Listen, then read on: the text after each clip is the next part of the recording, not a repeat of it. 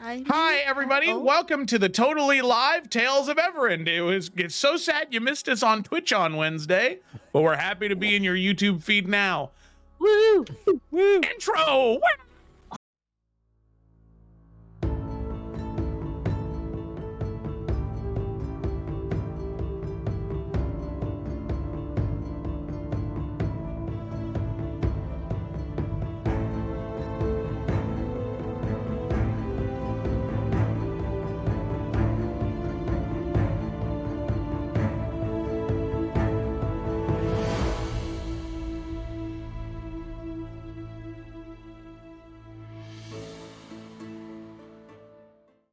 Brain aneurysm.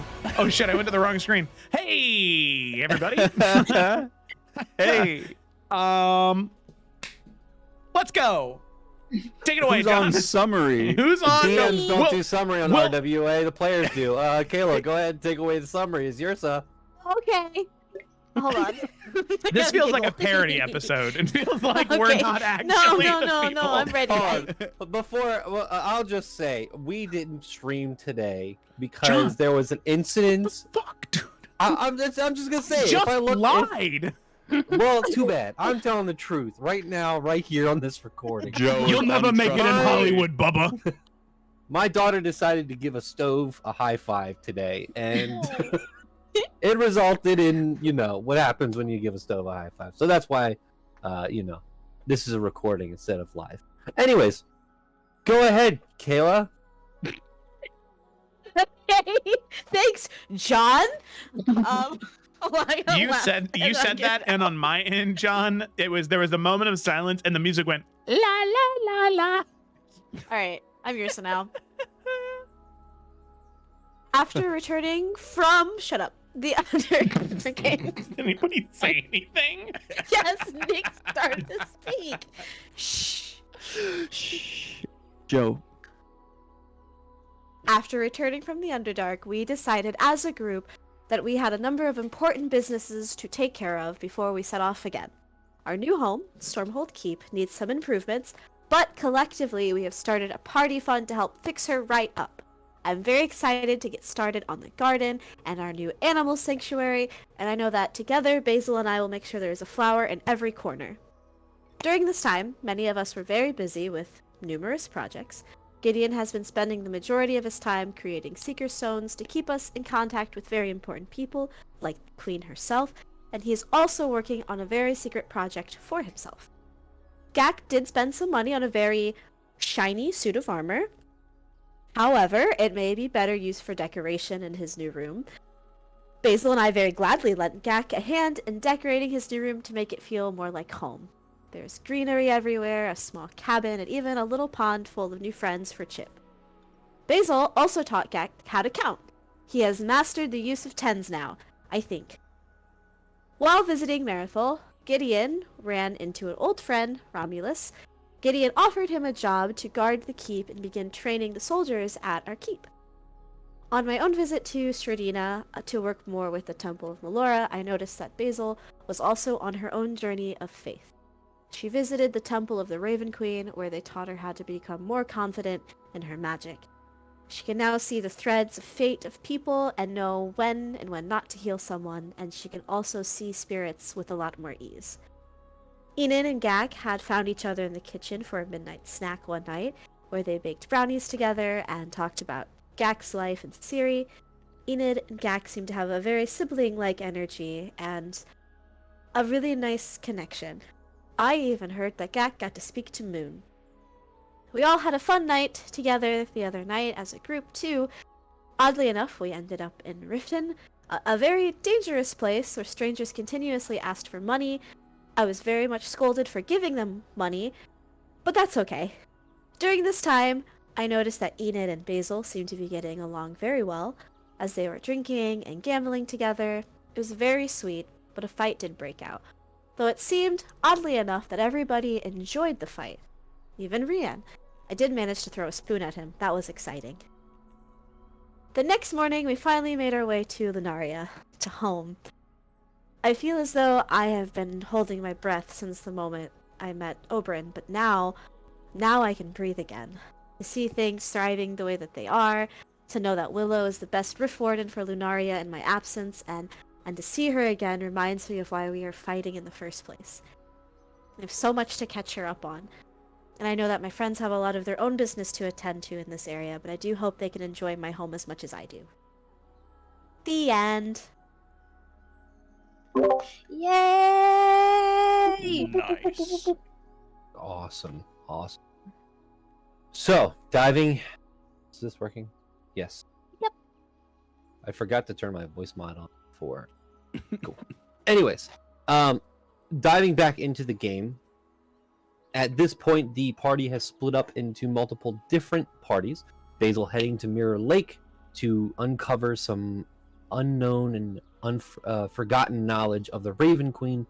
Rian has set off to Hambafort to go and talk with the mayor, while I almost said Yrsa, Gak, and Enid are still in Lunaria, taking in the sights as Yrsa shows them around. Back at the keep, however, we have Gideon, who is hammering away and tinkering away at his item that he is creating. Gideon, I would like you to roll let's see, roll me just a general tinkering. What does general tinkering fall under? So it's a d20 plus your proficiency. Would I add intelligence or anything? No, but you would add the +1 that you would get from your tool. Okay, so d20 plus 5. Give me a quick Yeah. second.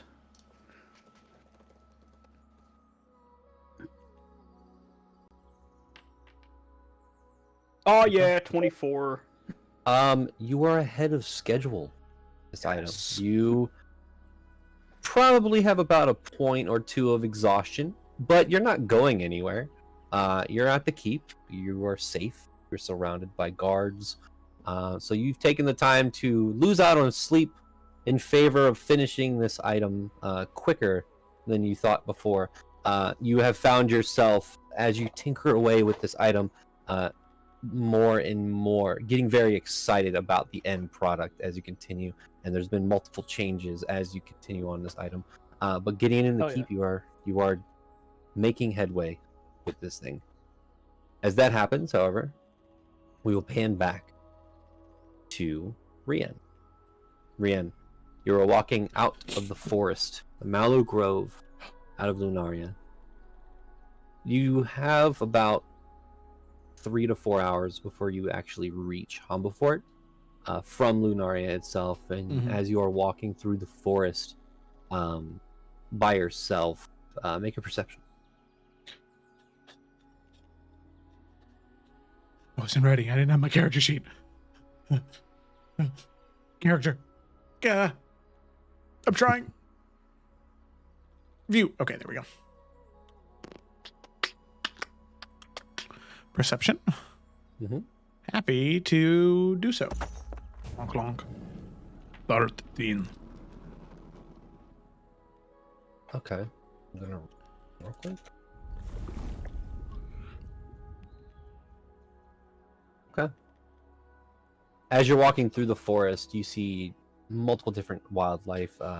You see colorful birds kind of just fly up into the distance. You see in the distance what looks like deer, but you also see what looks like a very familiar creature that you have ran into in the past. Just off in the distance, kind of looking at you and nods towards you. You see that dryad in the forest. Kind of looks towards you and gives you a nod. Rian will smile and nod back, but he won't approach to ask questions. He'll let her be. Okay. She's dealt with humans enough. Yeah. You continue on through the forest and eventually break through the tree line as you see in front of you the town, Hambafort. Eventually making your way to the dirt road streets, almost like a western, the central street that goes through the entirety with the mayor's manor up on top of the hill. welcome to Hambafort. Oh my god. Ooh. Starlight, star bright, star I see tonight. Okay, so yeah, Rhiannon, That's pretty funny. like a desperado, he'll ride into town. Yeah. And he's going to make his way to the Mayor's Manor in all its gaudiness. Okay. You head through the town. You see there are some individuals that see you and kind of wave towards you as you walk by, seemingly noticing you. They give a glance at Hikari. They think is Hikari, but you're riding a griffin at this point. So as they upgrades, people, upgrades. yes. As you continue walking through, did I not have a? I didn't have an image for Dasta Manor in here because we played this part on Roll20. Oh yeah. Oh, that's right. You did have an image. I can only remember the battle map, but yeah, there was an image too. It's okay. That's all good. I can use my imagination. Yeah.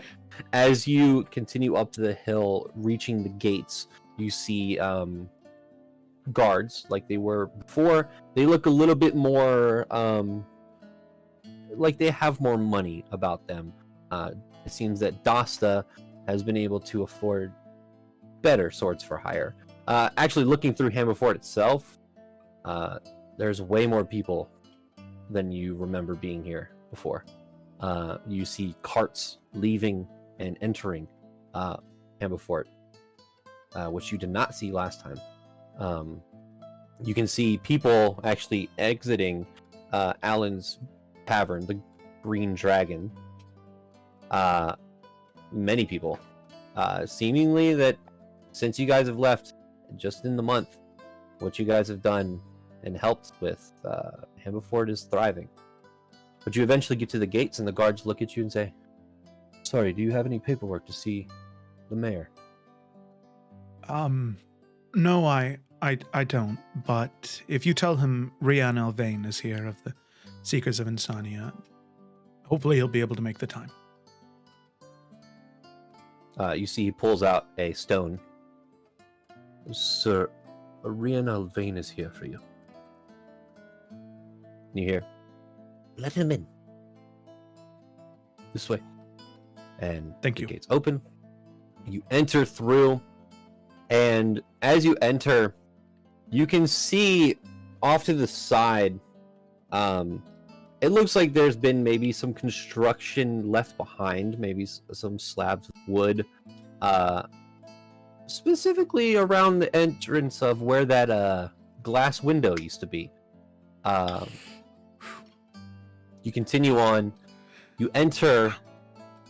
As you enter, the door swings open, and you see Solomon Dasta as he greets you. "Hello. It's been so long. Well, it's been a month, but..." Too long. Too long indeed. It's good to see you again, Solomon. Or Mayor Dasta, whichever you prefer. "Solomon is okay. To what do I owe the pleasure? Please come in." Thank you very much. I won't be in your hair too long. I have a business proposition for you. "Oh, well, come to my study then." And he leads you through his gaudy abode. Got it. The origination of the word. That is where the word was invented. Yeah. Yep. This specific campaign. Webster's Twist into Dictionary, word. Origins. Tales Yep. of Evrand. You, as you do walk through, you do see the dining room area, and you see that the glass has been replaced.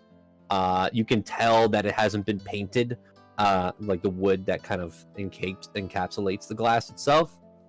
The glass has been replaced. It's been only a month, so we're still working on it. But He's busy. yeah. He leads you into the study where you see a stack of paperwork on his desk that he kind of just picks up and puts on this side desk that he has. He pulls the chair out for you, this kind of rounded cushion chair, as you sit down, and he sits and says, "All right, well, I have a lot of time today if you want, but you have a business proposition. For one, thank you. And yes, I have a business proposition. I'm not What is? a salesman. I'm not a businessman, so I'm going to put it as plainly as I can. I'd like to open an adventuring company, a guild hall in Hambafort. In Hambafort? Mm-hmm, in Hambafort. I know it might sound strange, but what happened in Hambafort changed my life for the better. And I view it as my way of repaying the people of this good town to make sure that there's always going to be good people here that are ready to protect them. Not that your guards wouldn't suffice, I'm sure they would, but... Well... the best of the best. Not as much as, well, you would. I don't see why I wouldn't follow this business proposition. You would head up all of the costs? Correct, I would pay for everything. Out of pocket. I will no pay investors? You for No. You have been busy. You do not know the half of it. Oh, of course, I could write something up, have something by tomorrow. And if you have any details you would like to give me, can start the process. Of course, there are two very important things before we even move forward to paperwork. All right. So, the first thing is, if the land is still available, I have a very specific spot in mind. It's sappy, I know, but whenever I go to a new place, I paint what I see as a way for me to have a memory, a physical memory of where I've been. And I'd like to build that guild hall in that spot. And Rian will point to on a map where that was, matching the image that I sent you, John, generally, what it looks like. I don't know if that land is still available, however. It is. Hambafort hasn't expanded building-wise. Trade, other things so far. Wonderful. Yes, the land is available. Great. The second thing I understand is going to be a bit more of a more difficult pill to swallow, so to speak. Before I say this, I want you to know that it's not just me that's going to be managing this guild hall. I have 2 companions, allies that I've made along my journey. One actually happens to be my sister, reunited after a great deal of time. And another rather impressive warrior. I won't be able to spend my time permanently in Hambafort, but I'll be able to get everything set up and running, and the 2 of them will manage it in my stead. I trust them with my life. Sayori is my blood after all, so I trust her with this. But that's not the point. I wanted to say that before I make this request.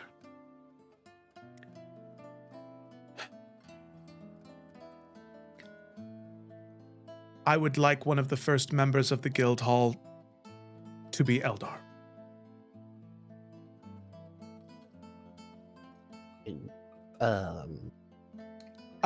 I know. I understand, considering what happened before. The window looks great, by the way, the replacement. I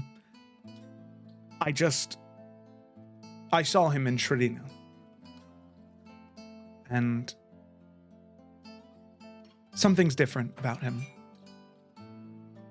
And I'd like to give him a second chance to make a positive impact. I think all of us deserve a second chance. Well,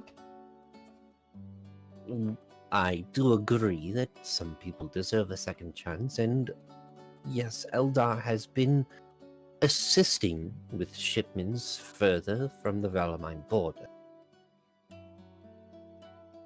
However, this seems to be a more position of more authority than just someone transporting goods. You're right. I told you and your companions before that I am not here to just make money from the people of Hambafort. If this is something you want to do, I will have to speak to the people. If they agree, then that is something that can happen. If they do not, I cannot, in good gracious, appoint him to such a role. When you go to speak to them, would you mind if I'm there to say something? I promise I won't be long. I'll keep it very brief, but...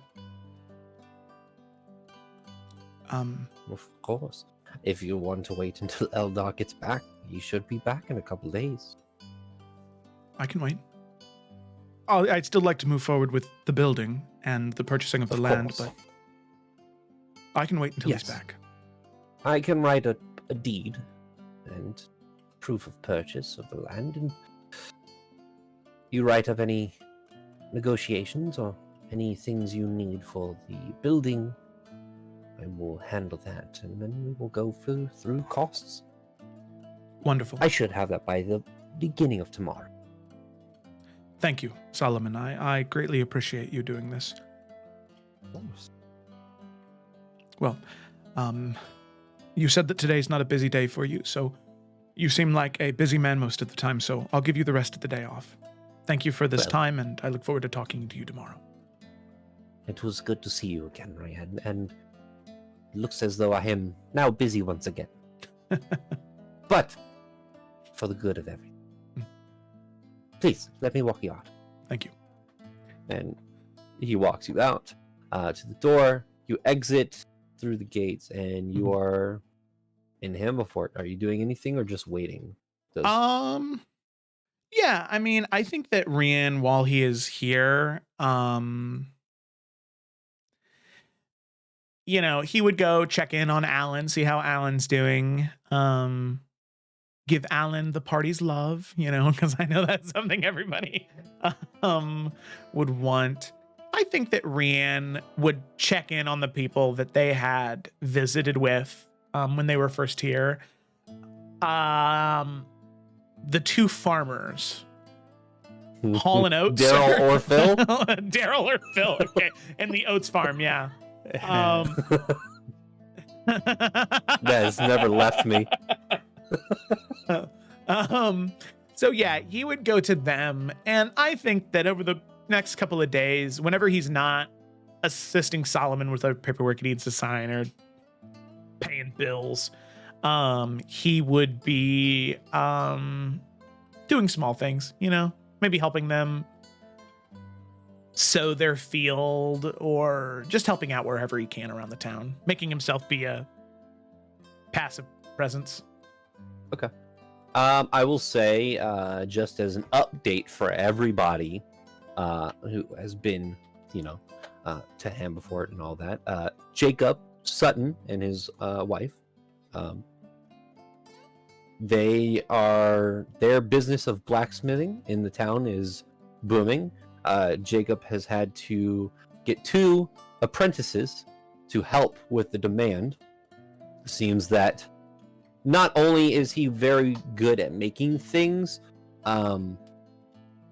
but from your time in Hambafort and kind of talking to him, word has slightly gotten out of this adventuring group that he assisted, that saved the town.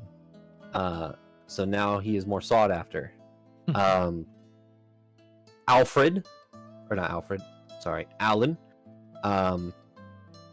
He has his own import of ale, Orenfold ale, that is being imported throughout some in Riffin, some in Wodale that has kind of stopped recently.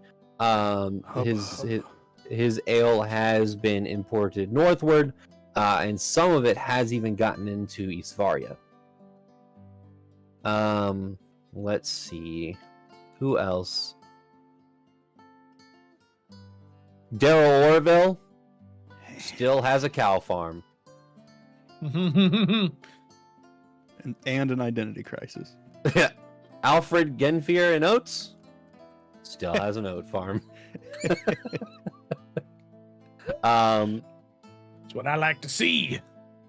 This is beautiful. And Ayla, the cleric, Oh, that's right.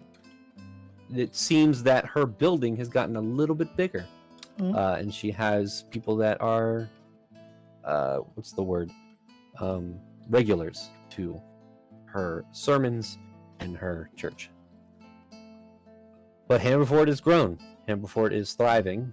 And over the next day, Rand, you would get the deed of sale and purchase of land, and you would begin construction with the help of Solomon, calling in local carpenters and stone workers and masonry and everything like that. Mhm. Even Jacob and the blacksmiths will help build. There is a town forum that is going to be put together in about 3 days when Eldar returns. Mhm. Now, during that time, you can make your way back to Lunaria because it is only a couple hours away from Hambafort if you wanted to, unless you yeah. wanted to stay in Hambafort for a couple days.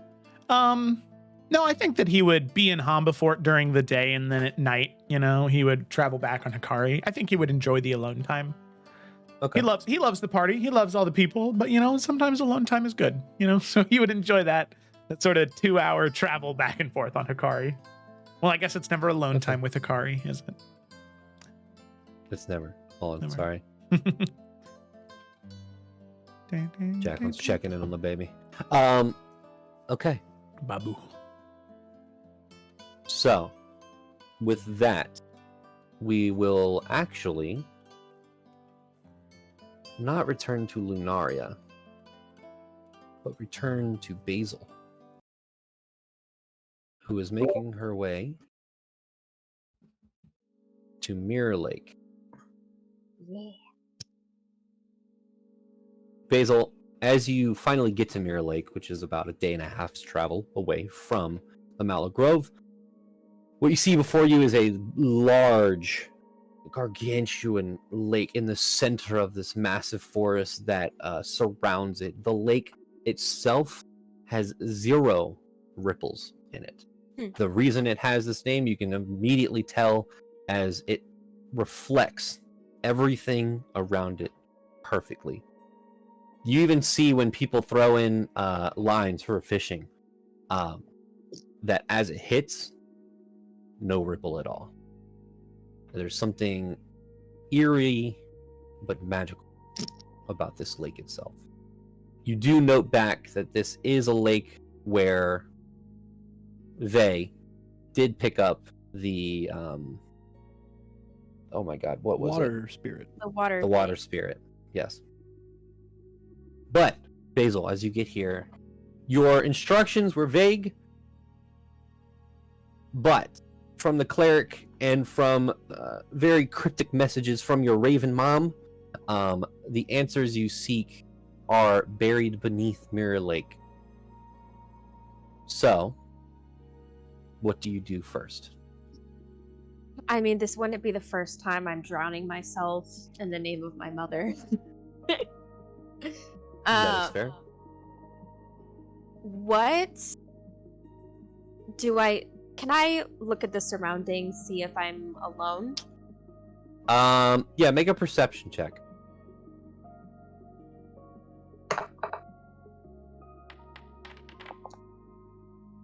Oh, sick nasty.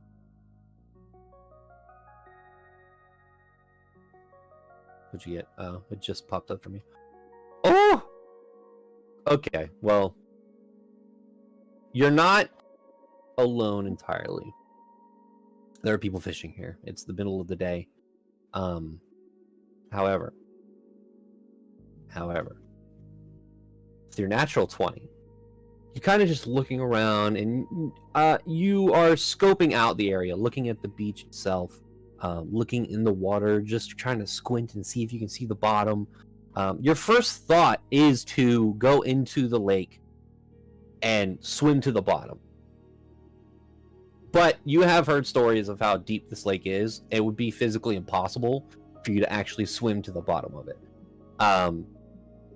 And just diving into the lake, you don't see anybody like swimming or anything in the lake itself. So you're kind of hesitant about going into the lake initially. But as you're looking around with a natural 20, you kind of just scanning around, you see ever so faintly near like the edge of where the sand meets the dirt into the trees, the top of something stone-like barely peeking out.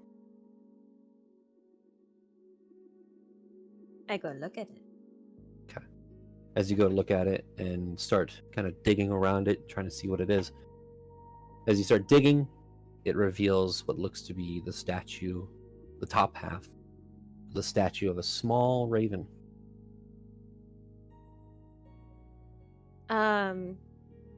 Will it budge if I try to pick it up? It does not. You said it's sand? There's sand around it, and it's you can see the top of a raven's head right now. If you probably dig a little deeper, you'd see more. Yeah, she's gonna start digging.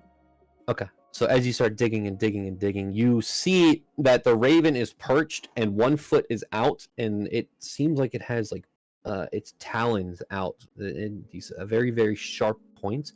It then leads into this like stone structure underneath. But then also underneath the talons is this small little like bowl, like the size of like a dollar coin.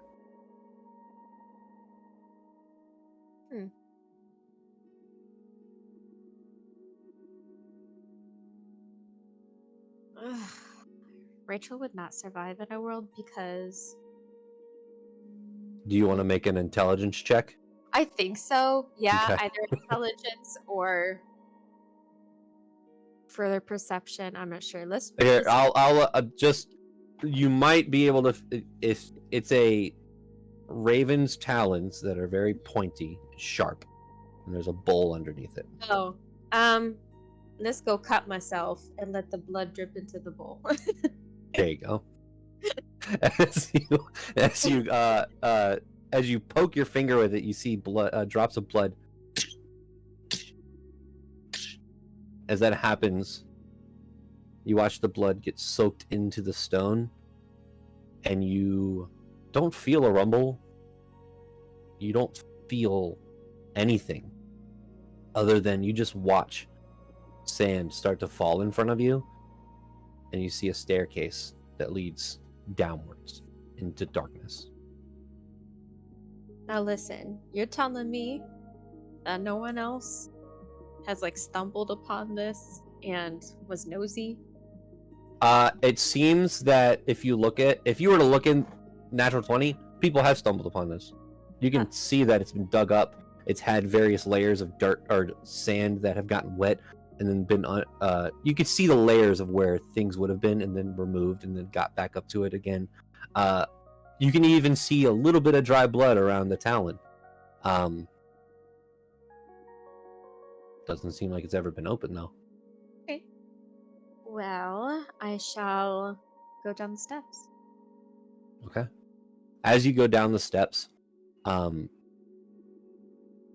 you kind of disappear into the darkness, and as you look up, you just see sand. So weird.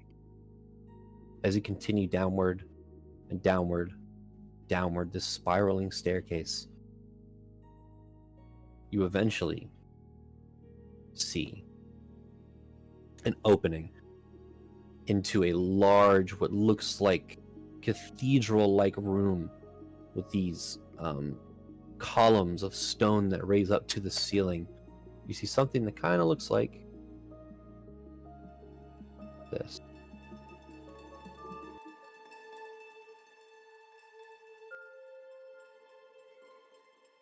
Wow. Is this also a place for her? Would you like to look around? Yeah. Okay.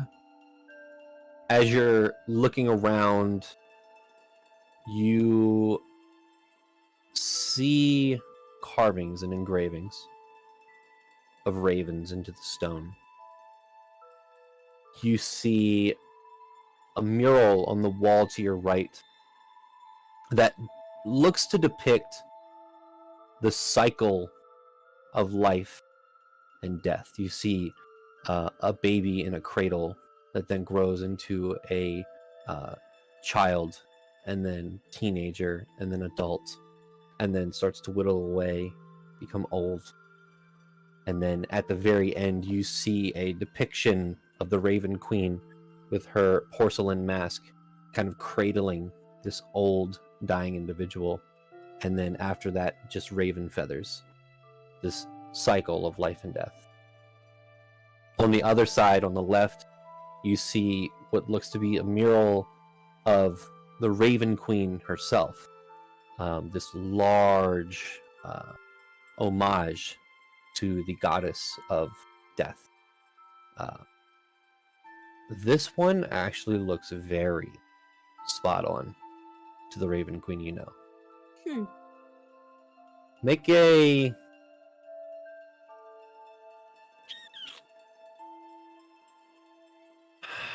What would you roll for this?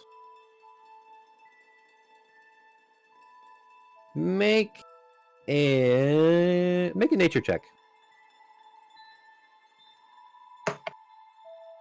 John. Let's go. Okay. This place doesn't look like it's been touched. Close to at least before the calamity. Oh, damn. It looks like this place is preserved in a way.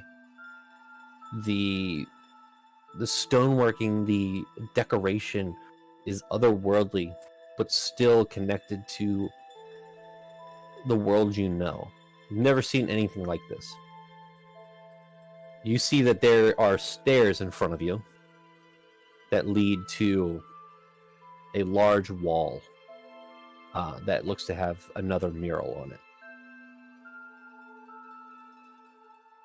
I Do you shall. go up? Yeah. As you go up the steps, the candles that looks like they have not been lit in thousands of years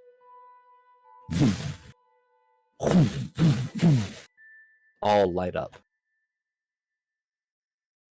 As you're stepping through, you can see behind you, underneath your feet, what looks like raven feathers are being left behind as you walk. As you look down at yourself, you see a slight glowing around your skin. Do you look at the mural? Yeah. Okay. You see the depiction of a woman dressed in robes in a small hut holding a child. It then shows the depiction of that woman holding the child, what looks to be talking to some sort of plague doctor. You can see the mask that looks like the large beak in front. You can see then that child is now covered in cloth. The woman crying. This first depiction. Then you see what looks to be some sort of figure cloaked in black, a face like a skull with no skin, reaching out towards the child. And then above that, you see the depiction of the woman fighting the entity with the skull. After that, you see the woman standing over the body of this entity as her form then shifts she enlarges and you see this porcelain mask be created. All in stonework, all beautifully created and carved. You see that she grabs down in one image at the child and kind of pulls this life out and forces it into another. You see the cycle of a regular primaterial woman fight the god of death and win to save her child as she ascends to godhood. There is ever so slightly underneath the first image of the woman some sort of carving written. And then you see two words. One word is very broken and seems that it's gone to time. But the other word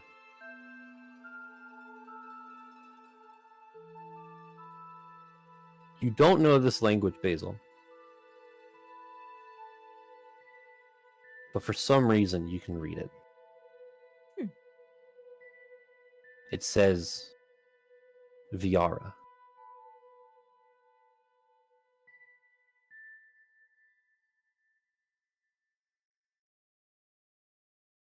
Wait, is the language of death a real language? Oh, okay, I was like, that's sick nasty. Does anyone here know Celestial? Basil does. Basil knows Celestial? Or no, sorry, no, she does it. Rand does, actually.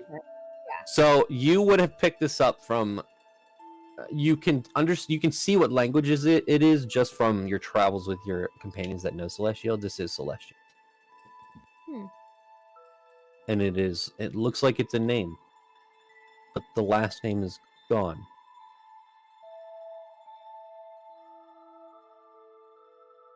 Ooh.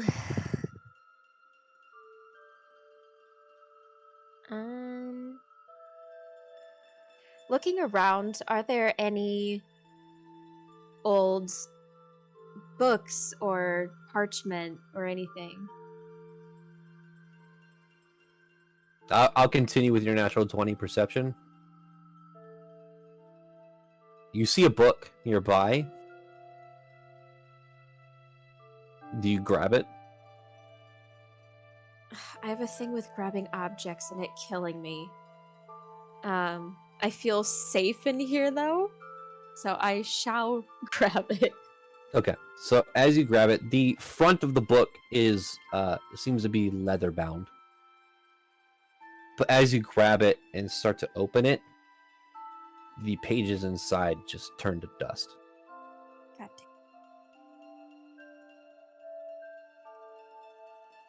Oh shit, I have a spell, but it's not. It's not. I didn't prepare it. I'll say mending will not work on this. No, it wasn't mending. It's so many spells. It's the thing that I did for Rian. It's the spell that I did for him. It's I don't know what spell that is. Aspetta. I'm looking. Okay. Not the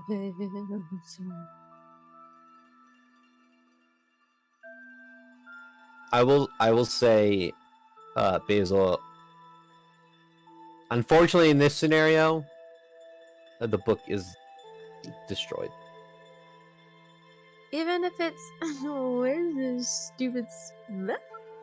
I will say that these things are thousands of years old. Putting them back together to their original state is almost impossible. Even with the spell, I'm a super magical demigod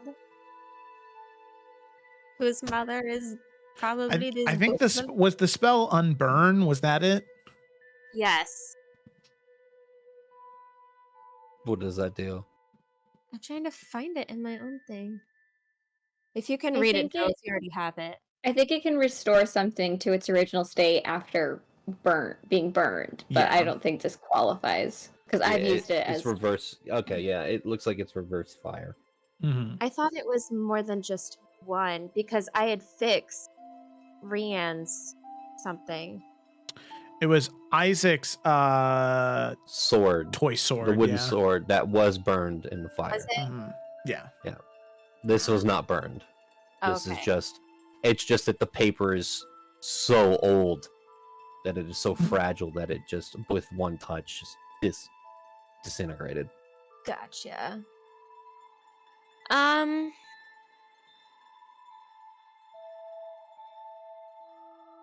So how thick was the book? The leather is a little bit less than, well, probably a half an inch.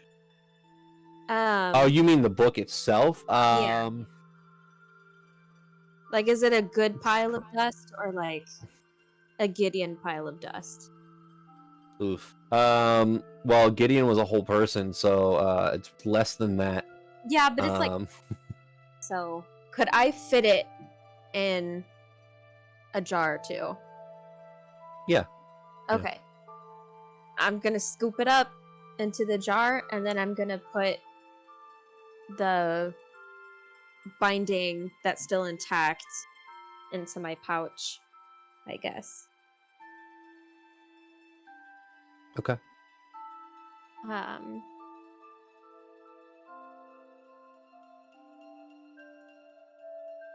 And going back to where you see the first name, Mm-hmm. the last name that it shows, is it like just crossed off, or does it look like just that part has been picked away and that part of the stone is no longer there? It looks like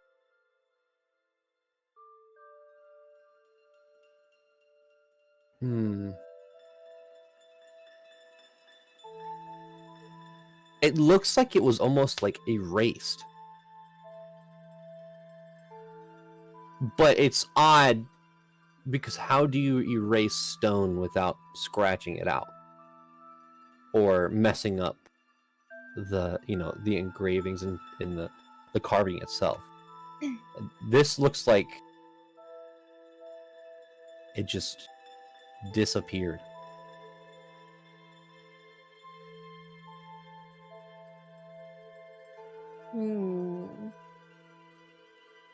So this is a wild idea, and especially because I don't have it prepared. And this may not even work. This is just Rachel brain. Mm-hmm. Going on a train track. Okay. Would this be wild enough to work? Let me know what it is. If I did the meld into stone and see if I could come at it from behind. They were trying to scratch it out, kind of erase it, but it had to have been deep enough to carve it into the stone. So if I got literally into the stone, Mm-hmm. could I see if I could decipher at least some letters within it that way? You can say no, but I am trying to grasp for things.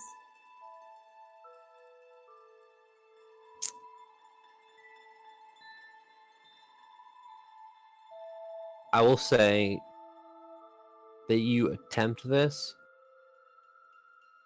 but you wouldn't gain any extra information. Okay. Make a religion check.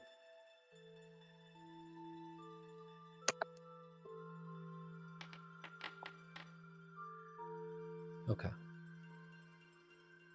As you touch this mural in front of you, there is this very quick succession of just images that run through your mind. And it's almost exactly the images you see on this mural. You see this woman with long black hair and her child. The child gets sick and she runs to the doctor. The doctor tries to save the child, but the child dies. You see that the woman screams in pain and somehow is able to see the god of death attempting to take away the child. You see the woman challenge the god of death, and this fight, this massive battle ensues, where the woman is almost struck down, but before the final blow is made, you can see that she had a plan from the beginning and is able to outsmart the god of death and kill that current god of death. You then see, as she kills the god of death, this magical aura takes over her body, and she starts to turn into what you see as the Raven Queen. As she starts to turn into the Raven Queen, you almost feel at that instant that the memories and instances of her life prior start to be erased from time itself as she ascends to godhood. And you see that name, that last name, you see that it starts with the letter D, but it then just kind of evaporates as she ascends to godhood completely. Eventually, you then see her pull the soul out of the child and place it into another person as that vision kind of fades from you as you're touching that stone. Mm. Whew, heavy.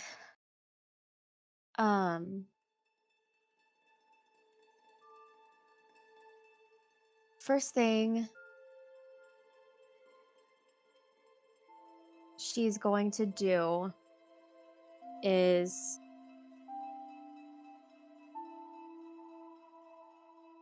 think to her mom. You don't have to respond. But I think your name was Viara. And your last name started with the letter... Our last name started with the letter D, but that's as much as I could decipher. But I'm going to keep trying. That's the first lead I've had, and I honestly didn't think I was able to get this far, but... I'd say this is the best place I've been when it comes to you. There's some really uptight people. It's okay if some people die or some people don't die. Like, you get that. But I don't know who made this place. But they did you well here.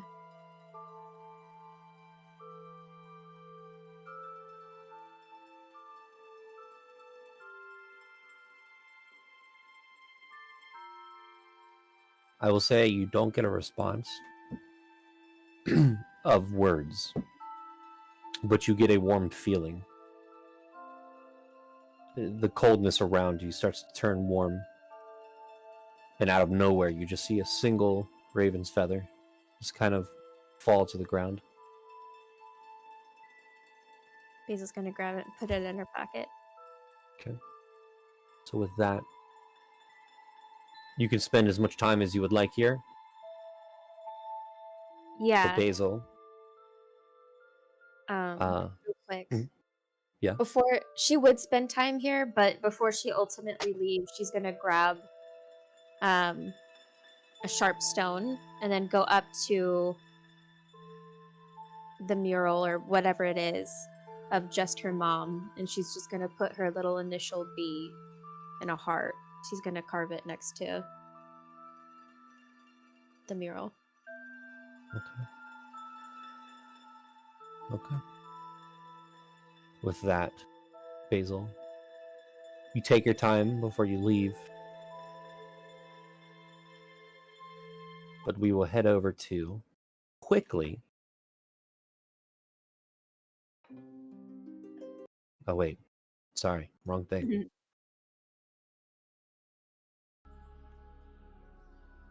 Lunaria. Rian, you return on the first day of your outing from Hambafort. You have signed the deeds, and now you wait 2 more days for Eldar. It is Alliant the 6th. Fuck it. I don't know. You get to Lunaria, but before you get to Lunaria, I would like to ask Yursa, what have you been showing Enid and Gak in Lunaria? Yeah. So I think she would just start by just giving like a she would go to her house, which is like this massive tree house where they don't have any beds. It's all like hammocks and like all the what is it called, macrame art you could ever imagine. And like all of the houses are very similar. Like they're all like basically big old tree houses with like hanging beds. And if they're not up in the trees, there's like these really big like fields of flowers where she used to grow all of her medicinal herbs and such. And they would probably spend a lot of time near the rift itself, because sometimes it's not always bad things that come out of the rift. Sometimes there's like really incredible creatures, especially with hers, because it is connected to the Feywild. So every now and then there'll just be like the most wackadoo like cross between like a lemur and a cat or some shit to just walk out and like yourself be like, yeah, and so this is this and this. I'm sure there is beautiful water features around these parts as well that they would spend some time. But I think she would spend the most time. I would imagine there'd be like a large central tree that kind of connects everything together. And in this tree, I imagine that kind of like a tradition in Lunaria where like almost like writing their, I think this is like a really big thing in like Japanese and Korean culture, but like writing names of your loved ones and like family members on like pieces of ribbon and tying it to the tree. So we'd have like one big beautiful tree in the center of Lunaria that has like a bunch of like colorful pieces of fabric tied to the limbs. So she'd probably show them all of those different places, and she'd be having the time of her life frolicking. I don't think you've seen, you always see Yrsa happy, but I think this is the happiest she's been in a long time. A lot of the thorns and brambles have retreated almost entirely at this point. So yeah, that's what she'd be doing. Okay.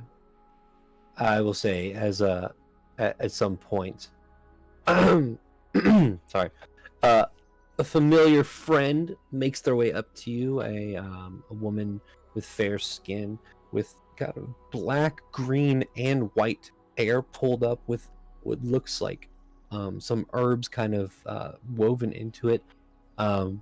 You see that her eyes are completely white as she kind of walks towards the group and says, I heard you were back. I didn't think it was true. And you see your friend, Ren. Hello, I am back, and you're just gonna give her a big old hug. Oh, it is good to see you. Oh, it's good to be in your presence again. It's been so long. These are my friends who I think are with me.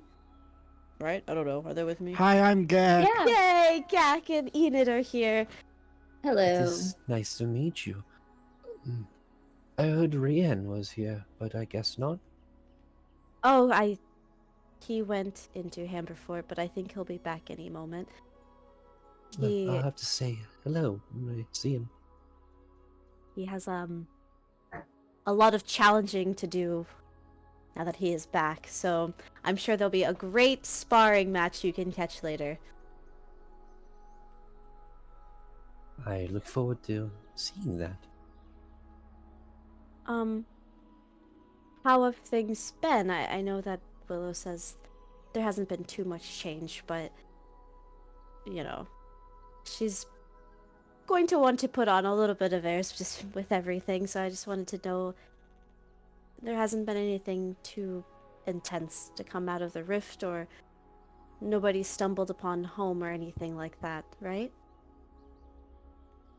Other than I assume Willow told you about the fiery dog things. Yeah, she did mention that. Other than that, everything's been fine. Good. See, you didn't need me here anyway. He's got it all under control. Well, it's always good to have you here. Yeah, it's good to be home. It is a very good feeling. Glad you're back. How long are you staying? Oh, well, actually, I was going to be leaving in a few days to go and visit, a friend of mine. And then after that, I think we have a lot more business to attend to elsewhere. So probably only for a few more days. Well, make sure that you stop by and say goodbye before you leave, please. Of course. I will definitely do that. Well, it is nice meeting you, Enid, Gak. It was nice Well- meeting you too. I don't remember. What was your name? Ren. Ran. Mm-hmm. Well, and she gives Yrsa a big hug. I'll see you around. She'll give her a big old hug back. As she makes her way out, Willow, about an hour later, as you guys are walking through, Lunaria shows up again and says, "So, what's on the list of things you have to get done before you leave, sis?" Well, I was actually wondering if you wanted to go on an adventure with me, and I need to visit Sludge, and we could go together. I think that would be a lot of fun. Ooh. Your face says that that might not be fun. Two questions. Well, one question, one concern. First Mhm. question. Who's gonna watch the rift if I'm not here and you're not here? Well, my friends are here. Are they not going on the adventure? I don't know. You guys have some sister time, and we can chill here and make sure things stay where they need to go. You know. Yeah. Look, I don't Jack know is what's very good good and- at protecting things. Look at him. Look at Gak's gonna like. He like moves sideways a little bit and stands in a really uncomfortable position, but he's like trying to make himself look bigger than he is. Okay. Concern then. I've never met any of the other wardens. Well, that's okay. I've only ever met Sludge, and that was one time. Very briefly. I'm kind of scared to meet the other wardens. That's also okay. Because you're a very wonderful person, and I'm sure... Well, Sludge doesn't really like people. But that's okay. I'm sure she'll like you. I like you. Gak likes you. Enid likes you. So I'm sure it'll be fine. I do like you. Yeah, you're cool. See? Thanks. And Okay. besides, I mean-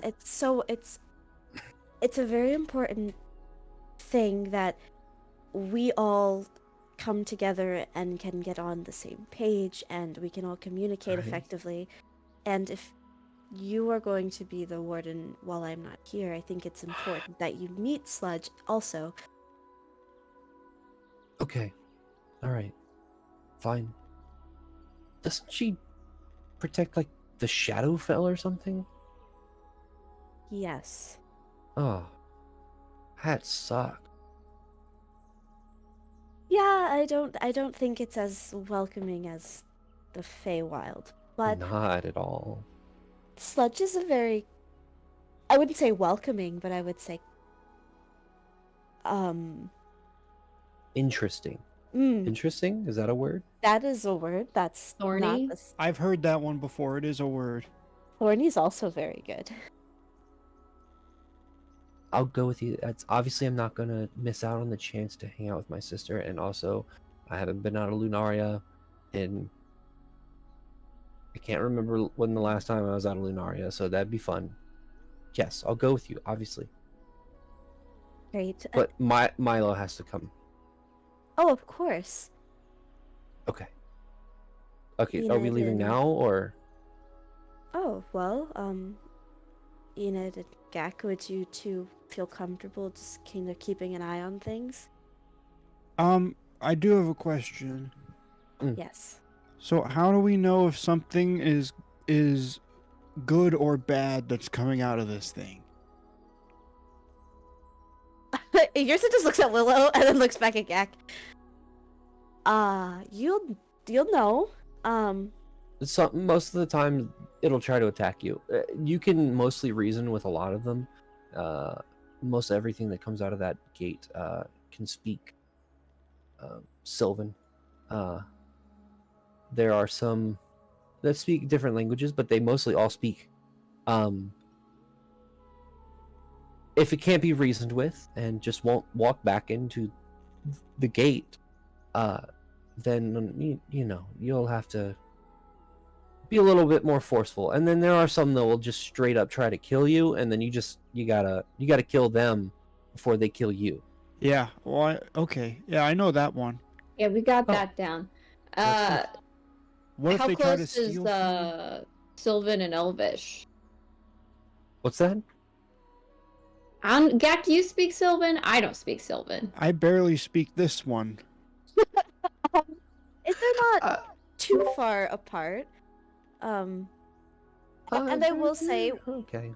I will also say that Brian should be back anytime, and when he was here, he would help me kind of very kindly walk some of these creatures home, or very sternly make some of these creatures go home.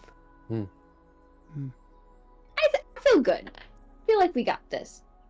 I trust you guys. I think so too. Yours is gonna do that thing where she hugs them both at the same time.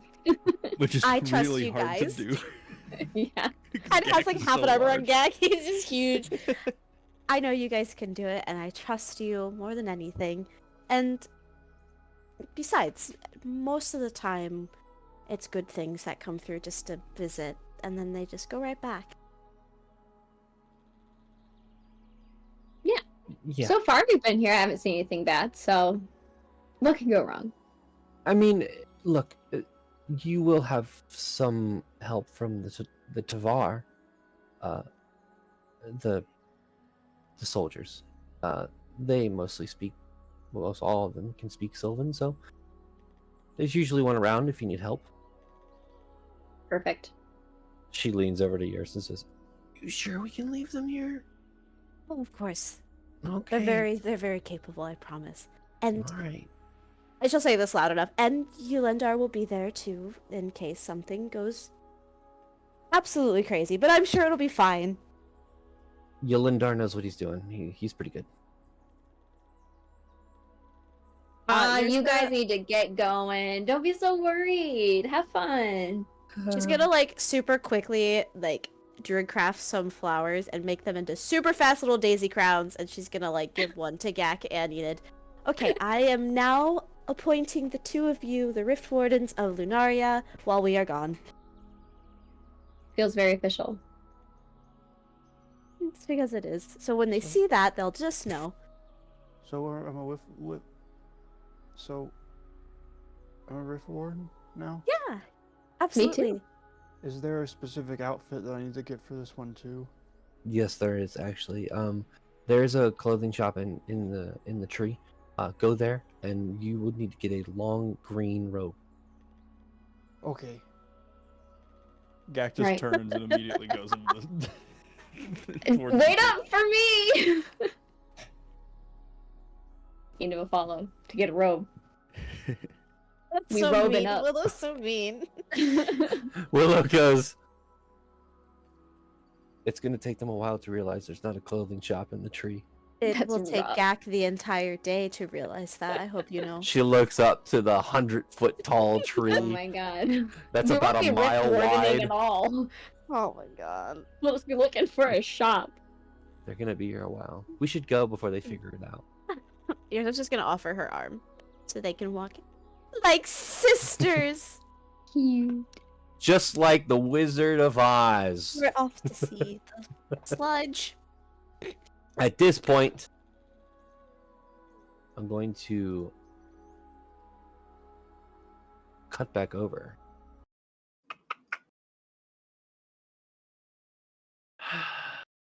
To... What does this sound like?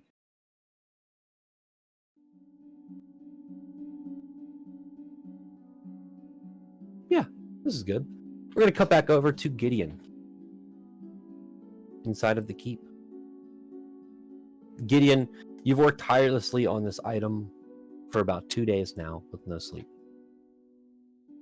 You eventually feel your eyelids grow heavy. As you continue to fight it with your probably 10th cup of coffee still working. You look down at your cup, it is empty. You go to get up to go grab some more, and you just feel like you just want to go to sleep. So you do. Your eyes shut, and you fall asleep. As you fall asleep, you see an expansive galaxy in front of you. Stars. Millions, billions of them. But you see the stars from what looks like a palace. A palace made of some sort of rock and stone and metal that you've never seen before. And you know most metals and stones and rocks on the prime material, besides maybe in the Underdark. These are otherworldly. The shapes even don't make sense. The buildings look to even be kind of curved a little bit. And that is because what you see outside is a moving meteorite. This large stone, this large rock floating in space with the civilization on it. People bustling through a marketplace. You see these weird animal-like ships that kind of take off and fly into the sea of stars. One looks like a dragonfly, another one looks like a shark. But they're ships. You then see what looks like inside of this palace, two individuals walking in tandem with each other. A woman with long white hair, grayish skin, wearing these dark grays and golds, but almost regal. Her eyes purple with a spiraling galaxy in each. You see these tattoos underneath her cheeks that glow purple as well. You see someone who looks like, and I'll post in the chat, this. Standing next to her is a man with fair skin, long white hair. His chiseled chin goes to what looks like regal purples and blues into this armor that looks like it's made of some sort of steel. He has pointed ears and what looks like these almost like antlers that come from the top of his hair, but they look placed there as a decoration, and they look to be made of metal rather than bone from an animal. His eyes are very bright blue, but also have galaxies within them. You can see that he has some sort of this blue scaling onto his cheek, and this gem that is encrusted into his forehead. You see an individual that looks like this.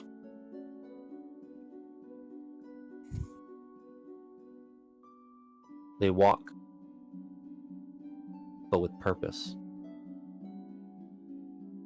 They walk into a large room, circular, held up with these steel beams, and in the center is this table.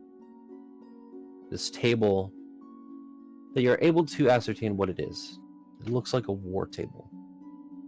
They walk in there surrounded by what looks like a council and individuals in armor. You can see most of the knights and those of guard in here have their face fully covered.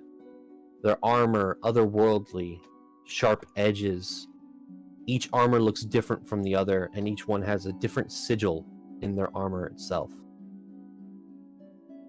You see the man look to all of them and say, "So that is that. They will be here by the morrow. And there's nothing we can do." And you see one of the individuals. "I'm afraid. The Artuks outnumber us. They are waiting outside, miles away, hiding in the stars, getting ready to siege the rock." You see the woman look towards the man, and a tear runs down her eyes. We have to speak with her." And you see that he kind of grabs her and like walks off to the corner and excuses himself from this conversation and says, "Stellara, we have to do nothing. There's nothing we can do." And she speaks to the man, "Dominus, she's our only hope to save our boy. We have to take this chance. At least one of us will survive." There's a flash. You see the two look like they've been through hell. Like they have been fighting. But it doesn't seem like they've been fighting on that rock. You see behind them, you see the woman, her hand release this magical arcane blade that was just floating in front of her hand that disappears. The man looks to release this floating arcane bow that just disappears as they walk towards this large, disgusting looking hut of an area. This entire place that they're on looks like a small meteoroid floating through space.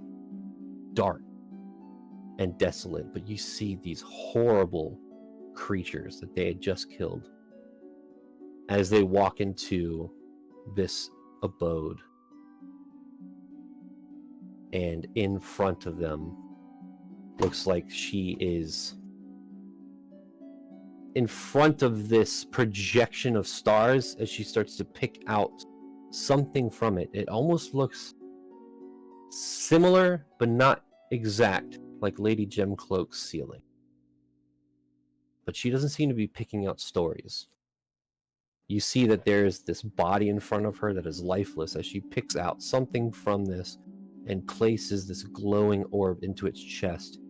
And one of those devilish, demonic, astral-like creatures just kind of come to life as she turns around and says to the two individuals, "So, you have no other option. Don't worry. I can help. I can save your son." as the vision fades and you wake up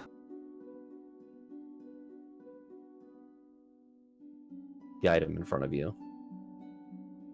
10 cups of coffee drank. You don't know if this was a dream, a vision, or a nightmare. What do you do, Gideon? I think that he would kind of just like take some time to breathe, and he would start touching his face, and he would just be like drenched in like this sweat. But as he reaches up, he sees that it's not coming from his forehead, it's coming exclusively from his eyes, as he's just breathing and trying to regain control. I think he'd pick up his item and head over to his desk, and he would write down as much as he could, just detail-wise, descriptions. Can I also get the names of the two people written down? I kind of caught it, but not fully. Mm-hmm. Dominisk?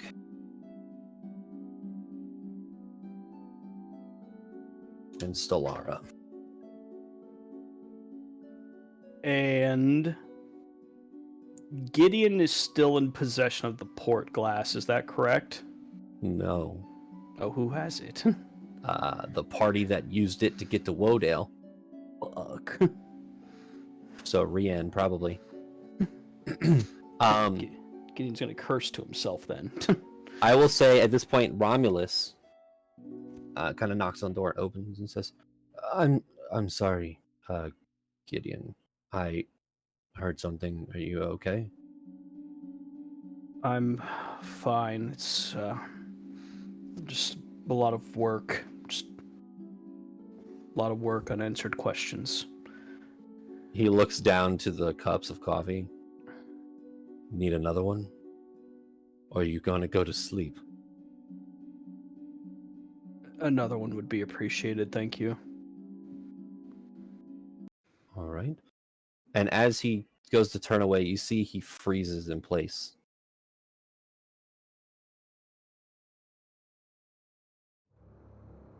Like literally? He freezes, Okay. and you hear just this cracking as he turns around, and you see this blood kind of dripping from his eyes as he turns towards you. It looks like his body contorts. His eyes not looking at you. His body barely facing you. The mouth does open and speak as it says, Hello, Kirdon.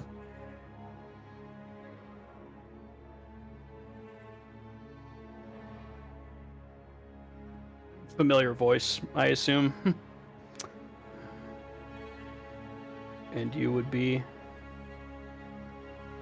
That is right, we have not officially met and introduced. At least I did find you in your dreams. My name is Ishna.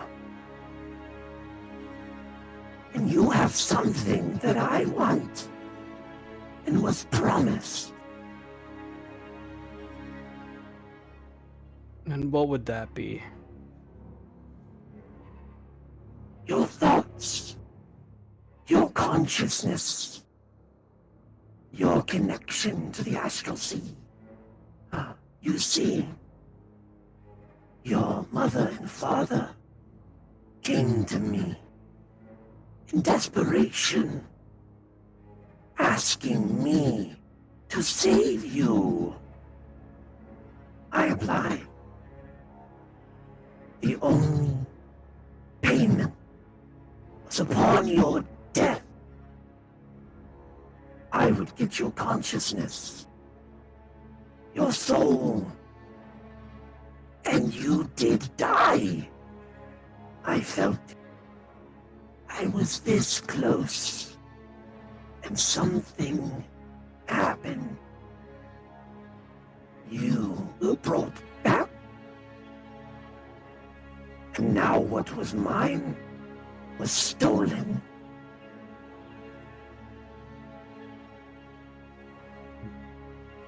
I can imagine that must be frustrating for you.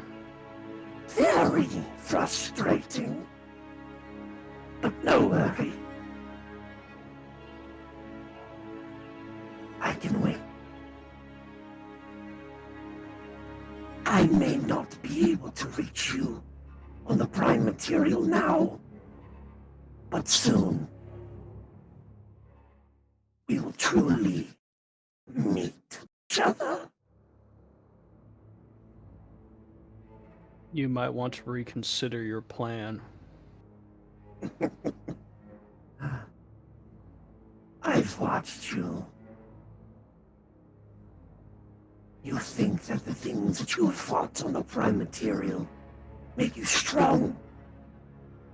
You know nothing of what lurks in the stars.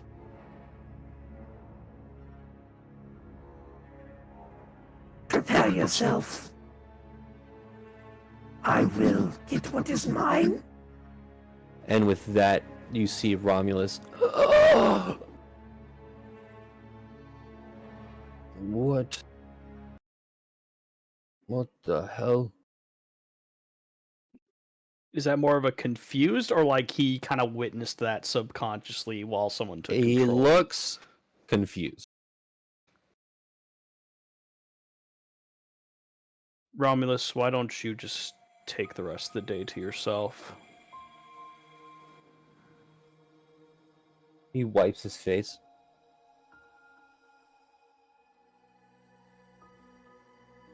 Is this like a normal thing? No. Okay. I'm sorry, I didn't mean to get you involved in this. No worries. Yeah, I'm gonna take you up on that. And as he goes to walk out, he just collapses. Gideon will head over and actually get him in like a proper bed. Okay. Gideon, over the next hour or two, you were able to get him into a proper bed and kind of rested enough where he is conscious. Is there anything you wanted to do before I cut back to Lunaria? I think as tired as Gideon is, I think he would just be like in his room looking out the window, just like at the evening or night sky, whatever time it is. And I think as tempting as sleep is, he would double down and get back to work. Okay. I will say, go ahead and mark off 3 points of exhaustion. With that, we then head back to Lunaria. It has been another day. Rian, you have made it to Lunaria. However, you look around. You find Enid. You find Gak. Which, by the way,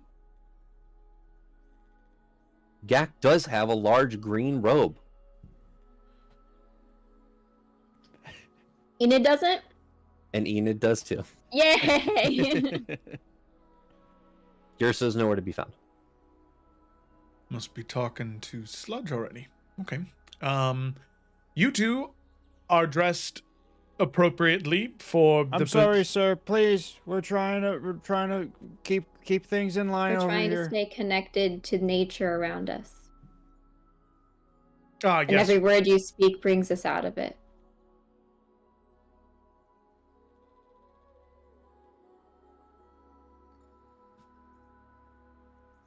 Enid peeks an eye to see what Rian's face looks like. Seems like a quiet moment right now, so you have permission to speak. Thank you, kind and gracious Rift Wardens. I was just wondering if perchance you needed some assistance in guarding the rift. I'd be more than happy to offer my blade to help. Of course, only if you need it.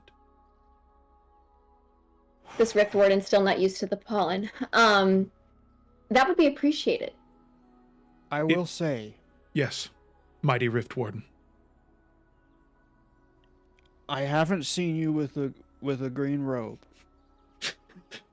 Gak, And I don't know how to break this to you, but most of what I wear is green. I know, but where's the robe is what I'm saying. It's hot. There's an outfit. Rian, listen to me. There's an outfit that you need to have. It's not just a color scheme. Of course, great Rift Warden. Where may I procure such garments? Well, I think they moved the shop from where it was last time. We had a lot of trouble getting these. But there's a really, really nice couple that we found up at the top of one of the trees. And they gave us these robes. The top of a tree. Can Rian go to where they're much closer? What's that? Can Rian go to where they're... Because Rian has been here for so long, and he lived here for such a long period of time. Yeah. So there has to be a place where they're much closer than a mile up a tree. Oh, yeah. I mean, there is, like... The way Lunaria kind of works is basically by trade. Like, there's no person that just... there might be people that are better at making clothes, but a lot of people make clothes and they just kind of trade. Like, if they need... I don't know, this isn't an item that they would need, but if they need sugar, they would trade like a shirt that they made, you know? So there's not a shop per se, but you do know people that are good at making attire and clothing. Yeah, I just wanted to go somewhere that was closer than where they went.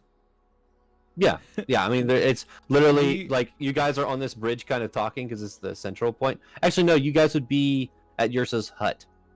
So because they were being Rift Wardens. Yeah, it's like a 15-minute walk up the tree. We literally just bought them off of people. Yeah. Could I go into Yursa's hut and just grab a green robe? Yeah. I Okay. mean, I guess. You just take my shit without asking, but that's fine. I mean, if it's gonna fit. I will say, as you start to walk in, you do hear from behind you. So you're finally back. Yes, I am Yolindar, but I'm so incredibly sorry. You see, I've been accosted by the mighty temporary Rift Wardens here, and I must find myself a green robe in order to protect the rift with them. Where's your green robe? He looks down at his green armor that You he see, wears. Yolindar, it is not about his a color green scheme. hair, his It is green not about a eyes. color scheme, as I have been informed, as Rian looks at his green clothes. It is about an there's item. an outfit. It's an outfit. Y'all didn't get the memo. I mean, I don't know how we're the most prepared Rift Wardens this place has seen for a long time. Well, Yeah, considering I'm not a Rift Warden, then I won't be wearing a green robe. That's right. You Good. weren't promoted, so That's good because we wouldn't want you to be confused. yeah. Yolindor just looks.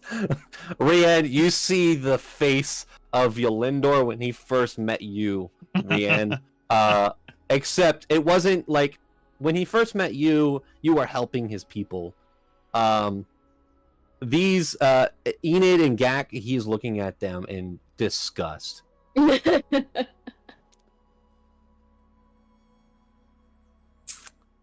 Right. Well, if you're still up for the sparring, I'm around. You know what? I understand Actually, if your old bones cannot take it. Oh no, he can take it. No matter how old he is, he can take a big beating. I've seen it happen a bunch of times. Oh, I do know that. Yeah, you know what? Actually, Gak, Enid, I'll be back. Yolindor, let's do this now. Okay. You ready? I hope so. Of course. He he walks out from the hut and up towards. You see that there is a section of the forest that has been kind of carved out underneath the tree that is for the what are known as, because there are words for the Tavar Fetrum, which are considered the blades of the forest, the guards of Lunaria. But there is a specific unit called the Illadwai, which are the elite fighters, and Yalindar is the general of them. He kind of clears the path, clears all of them. Before he does, he says to you, Rian, so before we get started, did you want to call your friends over to watch you get beaten? Actually, Enid's like with Gak like pulling him over and is like, "Oh, we weren't gonna miss it. We're here." Oh, good. I think it's good for them to see what's about to happen next. You're very right. Well, I'm waiting, old man. And with that, wait a minute.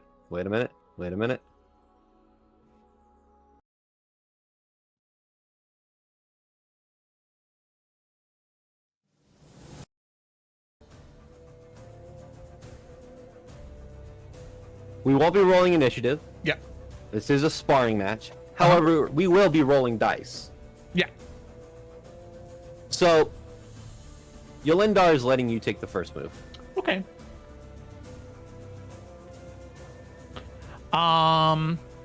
Yeah, then we're just gonna fucking go for it, bud.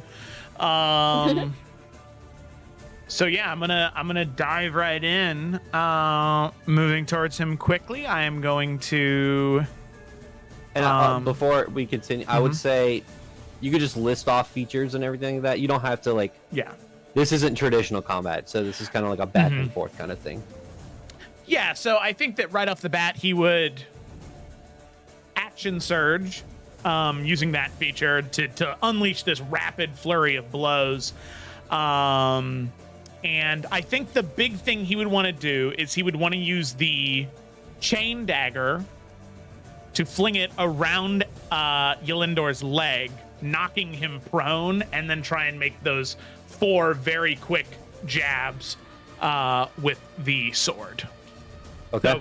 So bonus action, pull him down, attack action twice from action surge. Slice, slice, slice, slice, slice. Okay, so what we're gonna do is I'm gonna roll publicly, and we're gonna roll contested d20s plus proficiency for each one of these rounds to see who will win the round. Okay. So, well, I'll say you can roll with your attack. You can roll a d20 as you would roll the Sozen Saber. That's way better, dude. Okay. Yeah, give you the edge on it. Of course he rolled a 19. Of course he rolled a 19. What the fuck? God damn it. So as you go to sweep the legs, you watch. As you go to sweep the legs, it actually goes through the legs itself. As behind you is standing Yolindar, as he goes, "Oh, forgot, I didn't use this last time." As you go through his echo. Okay. As he then goes to strike you with his sword.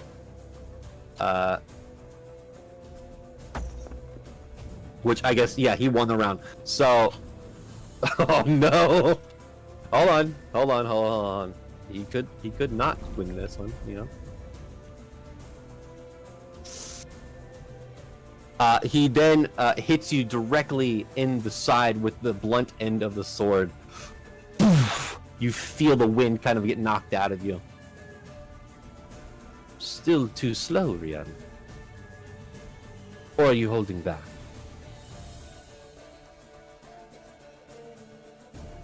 Rian isn't going to say anything. Rian is going to breathe. He's going to find his center. He's going to find his calm. He went into this too angry. He didn't go into it with a clean mind. He's going to find that center now and not respond. Okay. Roll. I will say, while Rian's trying to find calm. Dude? Oh. Oh, no. well, I rolled a natural 1. Oh God, Jesus. What? Wait, How do you? Oh, yeah, go ahead, Eden. I would just say Eden, the opposite of calm, is like really revved up and is like, come on, kick him in the ass! Like, screaming from the side. I will say at this point, it's been a couple days. Basil is walking back in. You see this happening, Basil. So Basil is there now. She's gonna go stand by Yak and Enid. She's not gonna say anything. Mostly Okay. just stand there like, oh, okay, this makes sense. Rian, you win the round. What do you do? Yolindar's right my next to you. How do you take him okay. down? Yeah, so I think that what he's going to do in that moment is before he was just trying to do these rapid, flashy strikes, but he forgot about the years of training he's done. So he's going to let Yolindar, probably feeling more confident, make the first strike, recognize what movements he's doing, and then Rian will do the right thing based off of his training and go into yeah, sure, I'll use the names. Rian's going to go into the cat crosses the courtyard, which is a specific movement that he does that is the sort of rapid jumps left and right with alternating blocks, putting him off balance. And then we'll just kind of like, he won't hit him with the sword, but as Yolindar's kind of thrown off balance, Rian will just sort of like shift forward and then like palm into Yolindar's chest to knock him back and just like bonk him with the butt of the blade on his forehead. As you push him back, he kind of catches himself. Well, that's new. Good. As he goes in for another strike, as he goes to strike you, he replaces himself with his echo as he flips around and goes to strike you in the back. Roll. Bro! What the fuck? Oh my god, I hate everything. As he goes and swaps with the echo, he bops you in the back with the blunt, oh my god, the pommel of his sword, and kind of pushes you forward. Yeah. All right, cool. Ow. Fuck. Okay. Oh yeah, Rian will try to find his balance again, staying calm. Okay. There we go. There we go. That's above a 10. That's better than I've rolled so far.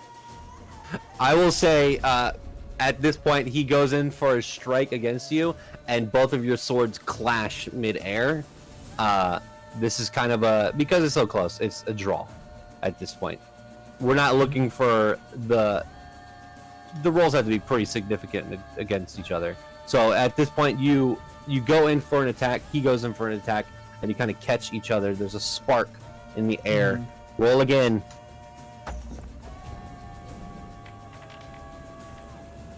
Dude, I'm... Yeah, Yolindar's killing it. He's doing so great. I'm sorry. Oh god, it's okay.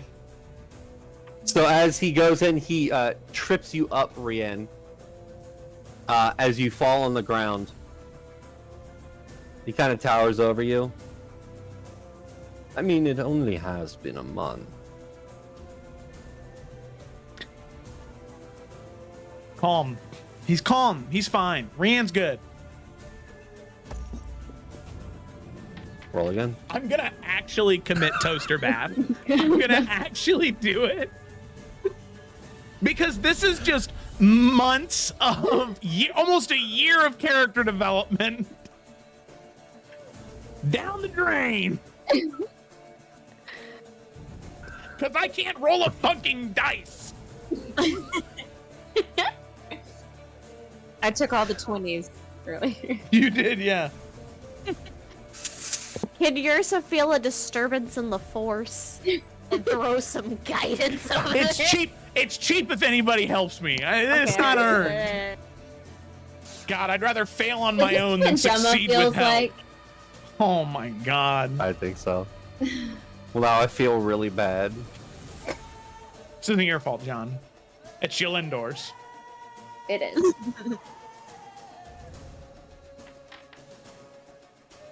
Yep.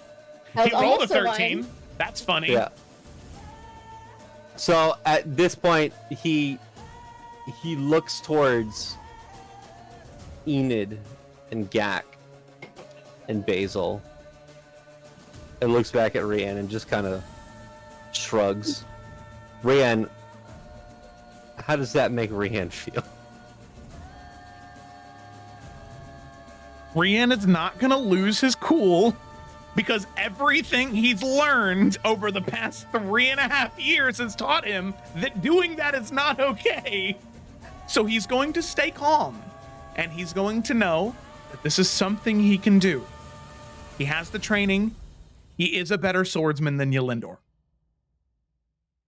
Okay. By 2 points, technically. Basil's gonna But- yell out. Think of everybody we defeated, and you're going to let this guy win? Edith's gonna say, that might There we not go. have been the right time. There we go. Jesus fucking Christ. Oh my God. Finally. Yay! Okay. Yay. Oh, you had 13? Rian,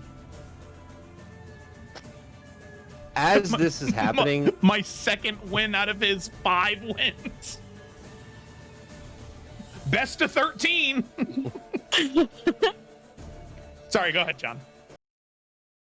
I will say that as this has been going on, you have been coming at this fight Mhm. as trying to get retribution for the last fight you had with Yolindor. Mhm. Trying to prove something. Yeah. That you're better than him. But as you kind of get up and he kind of scoffs and you hear Basil say this and everyone say this towards you and kind of cheering you on, you take a second and remember that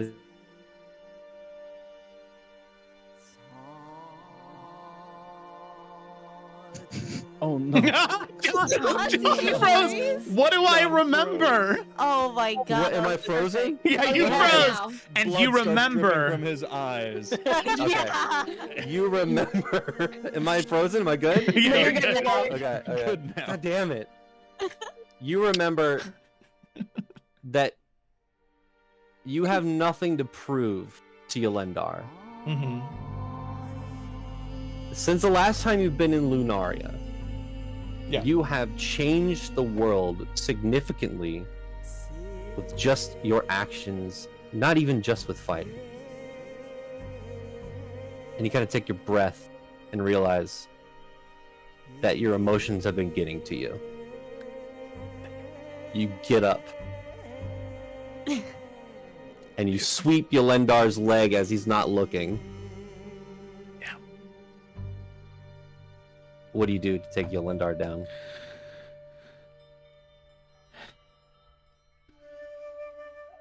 As he falls to the ground, look of surprise in his eyes. Rian will sheath the sword and gesture his hand out to Yelindor and say, "Thank you for everything that you taught me."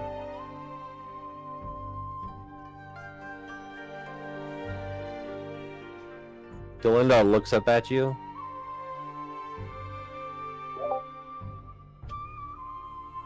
And puts his hand up. As you kind of grab him up. Yeah, I pull him up.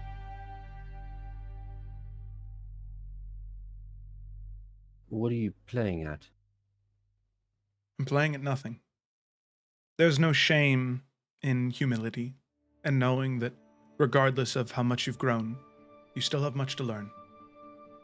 Thank you for teaching me what you did. And hopefully, the next time our paths cross in a sparring ring,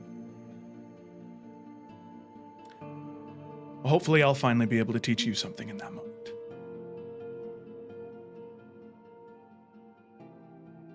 You see Yolendar is kind of lost for words.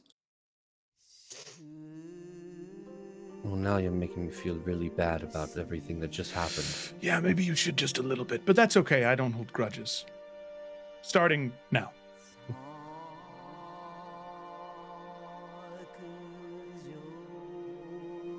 I was wrong about you, Rian. Still don't like you a little bit, but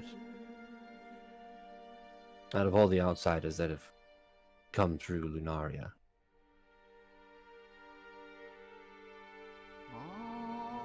you're the most okay one. I'm really proud of you. That was almost a compliment. Thank you. Also, I'm sorry for making it at a game, making fun of you in front of your friends. That was almost an apology. You've grown so much. I'm very proud of you.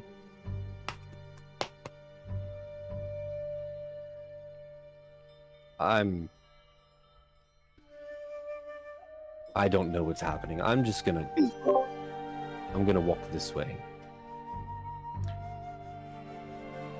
Very well. Till our paths cross again, Yelendor. Right. And he continues walking, and as he walks off, Rian, you can see that, like, he doesn't know what to do. Yeah. Rian's play here isn't just physical. He's playing mind games, too. Yelendor's going to be off balance for the next 6 months because of that. That's the real victory. So that way when Rian comes back in another month, all of his rolls will have disadvantage. There you go. I'll write that down. I'm playing the long game here because I lost the battle, but I'm going to win the war.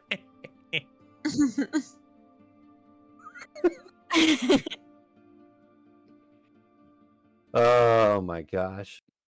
You walk back to your party members. Hi, Rian. Oh, Basil, hello. Did your trip go well? Mm-hmm. I went under a lake. I didn't drown myself this time.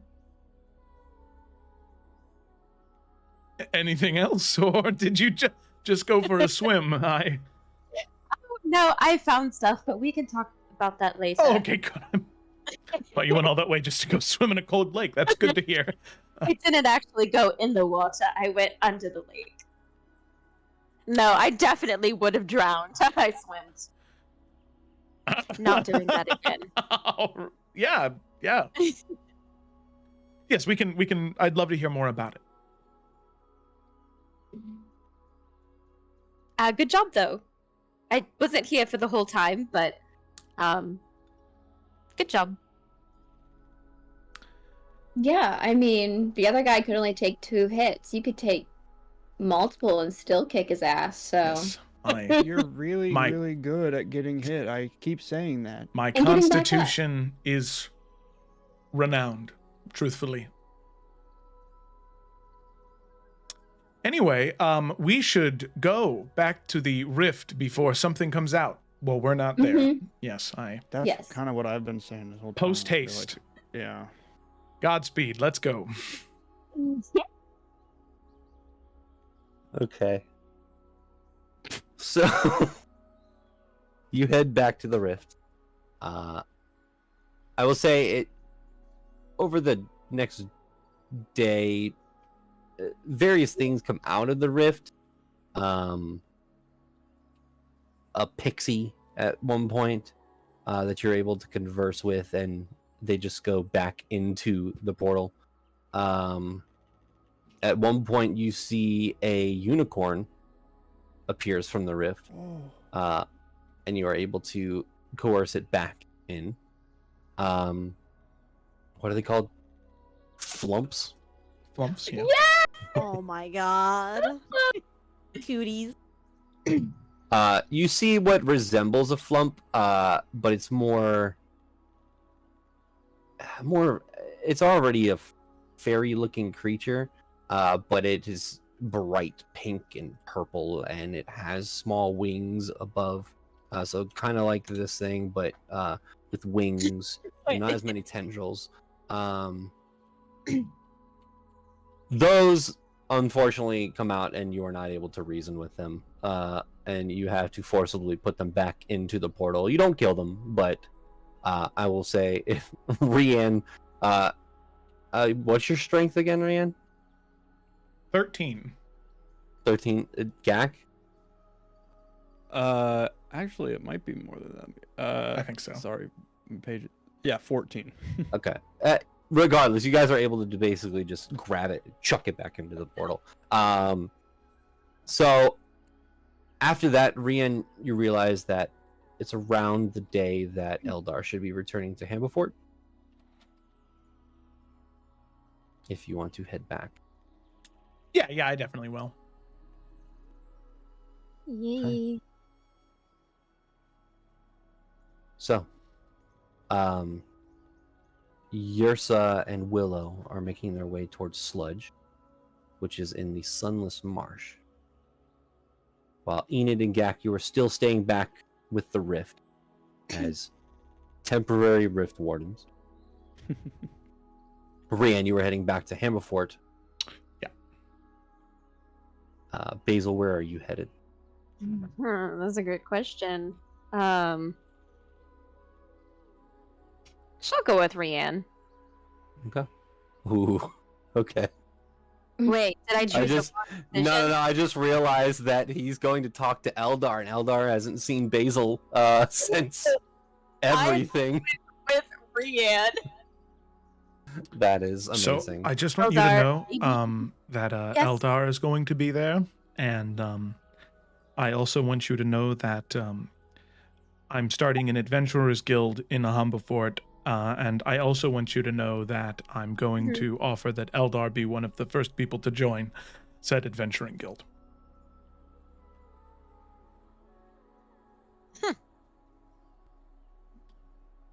It's an appropriate response.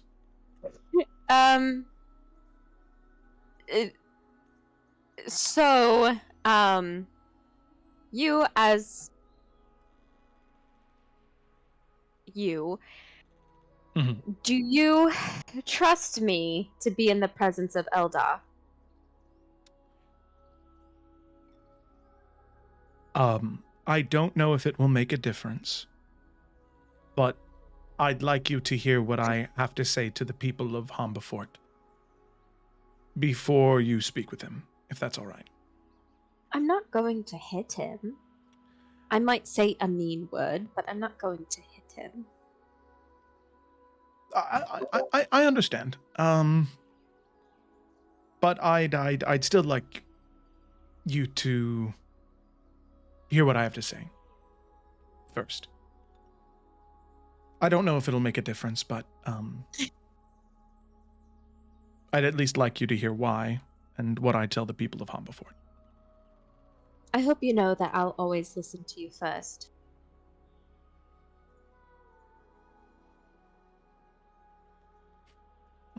I appreciate that, I do. I might still go in with fists blazing, but I will still listen. That's very fine. That's very fine. After I say what I say, you're more than okay to make whatever choices you want. But okay. I guess we should go then. Yes. Okay. So, you start heading to Hambafort.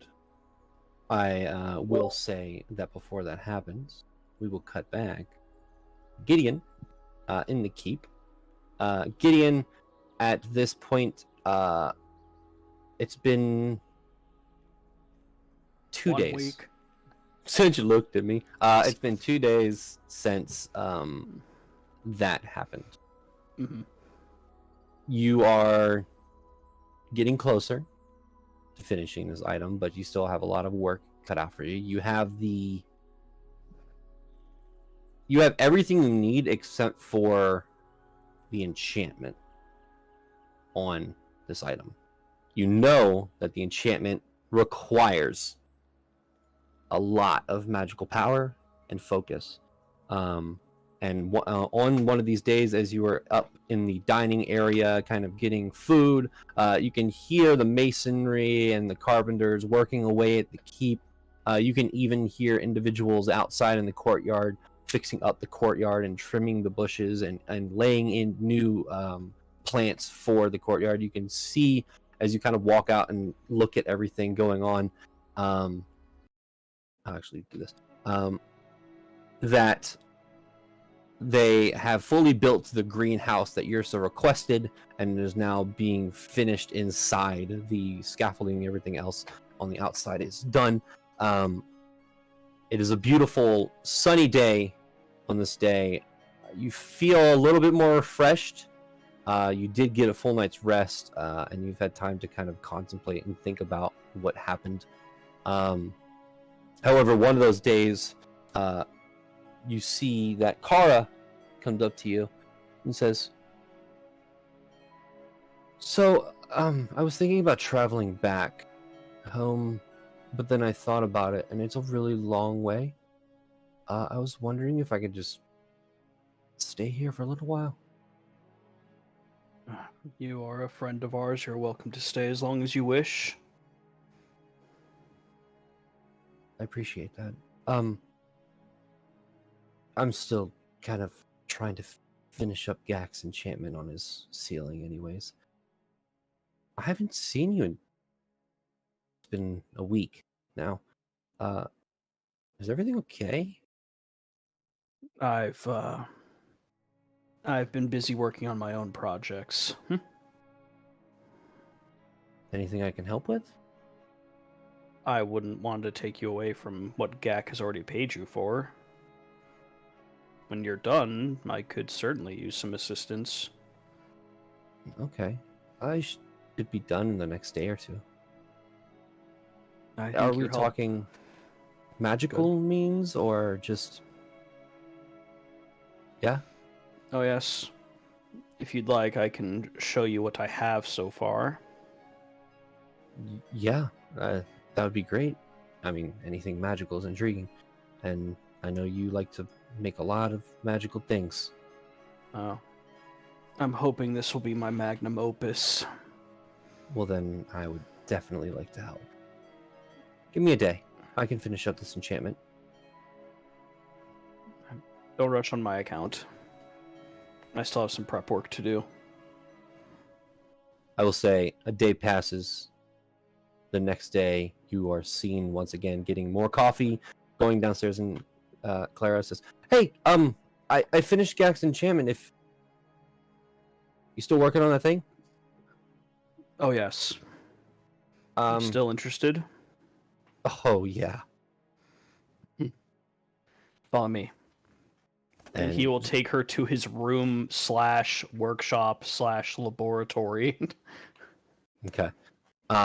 As she enters and she sees what you are working on, she goes, "Okay. What is it you're trying to do again?" No, I am creating something to pull power from my home plane. You see, she stops. You know what? I'm not even gonna ask. You guys got your own stuff going on. It's cool if you're not from this plane. That's awesome, dude. Thanks, dude. Yeah. She kind of just awkwardly goes over and starts reading like the blueprints and goes, "What? How do you... You're trying to do this all yourself?" Everyone else was busy. I mean, if I may help, this is amazing. Well, like I said, you're certainly welcome to help, but if you're going to help, you're going to be compensated for it. Well, we'll see if it doesn't blow up in our face first. Fair enough. All right. I can't make any promises. Nah, these things happen. And you see that she kind of lays her book out. You see that she actually starts, as you guys are starting to work on this, her book, she reaches inside of her book and pulls out another book that she reads for specific material, and then places that book inside of her book and removes another book. It's like her book is a bag of holding almost, but it also keeps her spells as a wizard. It's Hell yeah. very weird, but also very awesome. But over the remaining time of this item, Gideon, Clara will be helping. Sounds good. Awesome. So, heading back. Actually, we're going to make a quick turn over to Yrsa and Willow. Yrsa, you know Sludge. You've met them once. But you also know the area you were traveling. The Sunless Marsh. A place said where the sun is not able to reach. A place of evil and darkness. So rumors are said. You know that this is because there is a rift to the Shadowfell in the center of the forest that encapsulates the entire marsh in darkness.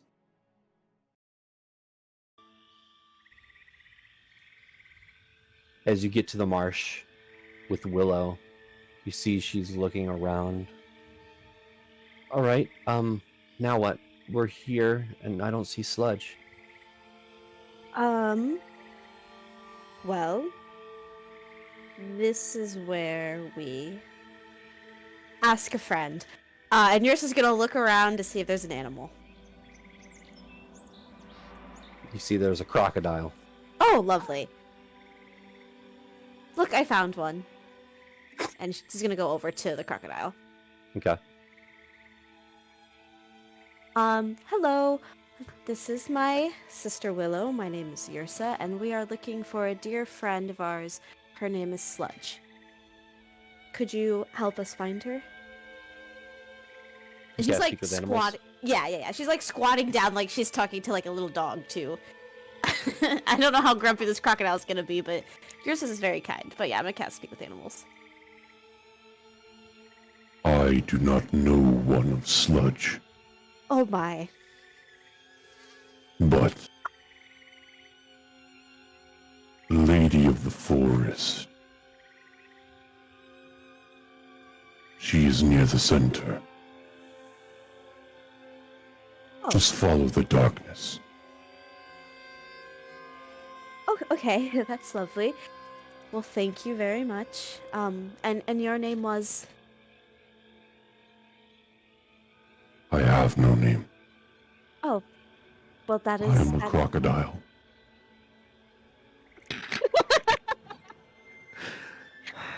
Well, thank you very much for your time.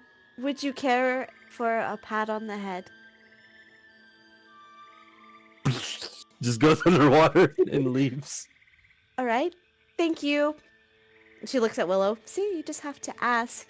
And people are usually very forthcoming. What did it say?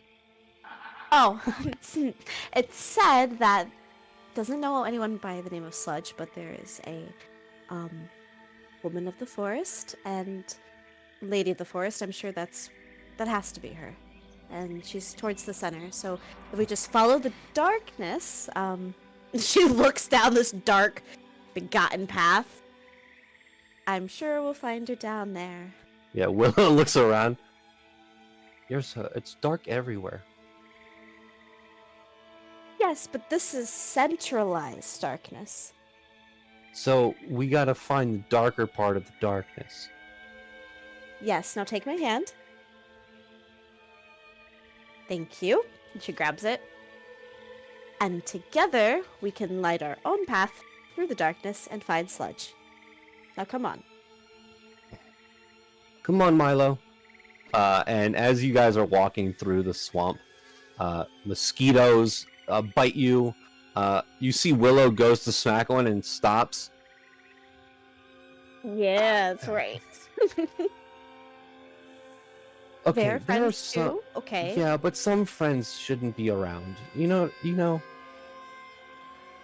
Nursa feels like one crawling on her skin, and she's like, "Yes, I know." And she'll just like brush him off very gently. The world would be a better place without mosquitoes, is what I'm saying.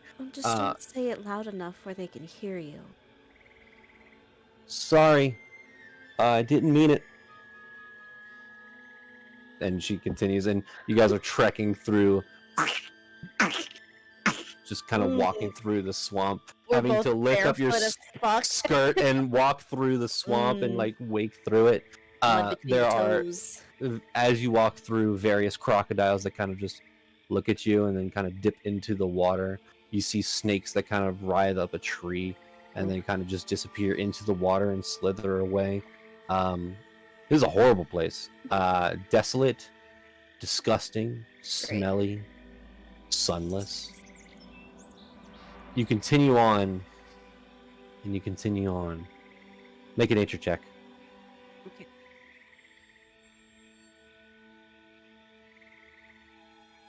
Well, Rianne, if it makes you feel any better. I'm not doing too hot out here either. This ain't the usual stomping grounds. Yeah. So Yursa, as you're walking through, trying to find the center of the sunless marsh, you're basically walking through a labyrinth at this point and hoping that you take the right left that'll help you get to the center of this maze. But with a 10, you're trekking through here for a while. But eventually you will find it.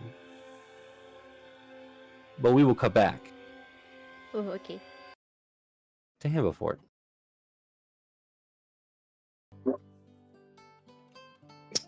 Getting ready. Basil, you walk into Hambafort. You take a breath in and you just see this old town that you met all of these people originally at. It looks like it's doing well. It's bustling. But Rian just told you have to talk to Eldar, so it doesn't feel too good.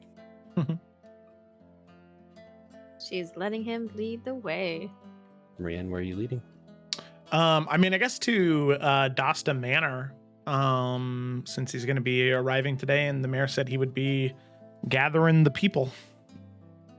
Okay. You can see that there are people starting to gather. There, it looks like there's a central building that had been built for forums. It's recent. You get to Dosta Manor, the guards recognize who you are and let you in. Solomon Dosta sees you, Basil, and says, "Oh, it's so good to see you, Basil. Please." He looks to Rian and goes, "Does she know?" Yes, she knows. All right. I he told should her be arrived. before she said anything to Eldar specifically that she should at least hear what I have to say for the rest of Hambafort. He should be arriving here in an hour or so. Please get comfortable. I will have the guards escort him here to talk before we go to the forum. Thank you. And with that, if there's not any conversations between the two of you as you wait in the study, eventually you hear the door to the Dosta Manor open, and you hear, "Mayor Dosta, I was requested to your presence." As walking through, yes, right this way. As walking into the door is Eldar. As Eldar stops, looks at you, Rian, and waves, and then looks past Rian and looks at Basil. She has a big smile. Face. Oh shit. Hello, Eldar. How are you? I'm great. You know, the wounds on my back healed up lovely. Mine didn't. So Eldar, Have a seat. There's something I wanted to talk to you about. All right.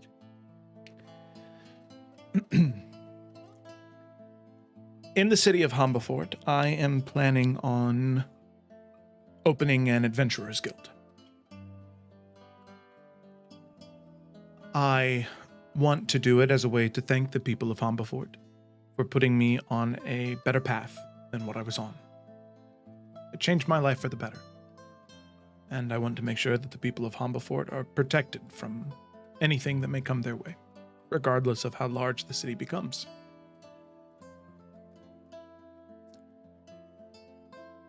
And I made 2 special requests to Solomon. The first one was the location of the building, and the second one was I wanted you to be one of the first members of the guild. He said that this could happen on one condition. If the people of Hambafort were comfortable with that. And I want you to know that today I plan on speaking on your behalf. But I haven't yet had a chance to ask the person whose voice in this matter matters most. It is yours. I want to ask you, is that something you want? To make a positive impact on the world? What's the catch?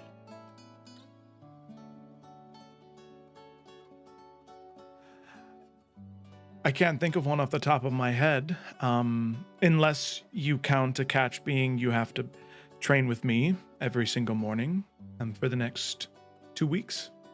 So that could be punishment enough, but that's Do it. we have enough windows? I'm thinking of going light on the windows in the building, but, a previous incident in my adventuring career, a bit of trauma associated with it.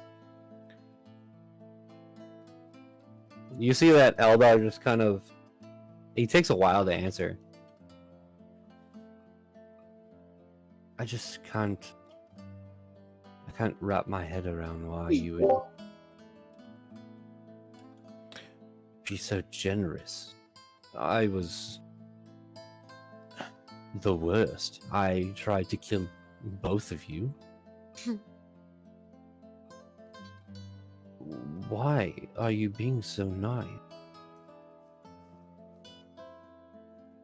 It's all right that you don't have an answer right now. How about this? How about you listen to what I have to say to the people of Hambafort, and you can give me an answer after that.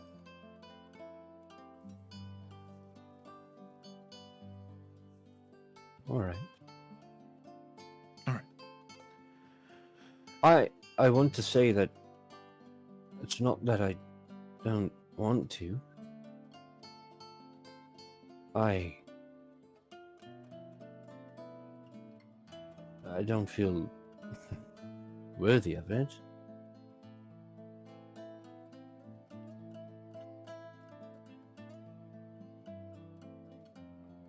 I'm inclined to say yes. But I am trying to be a better person, so if the people of Hambafort don't want it, I will have to respectfully decline. Of course. If they do,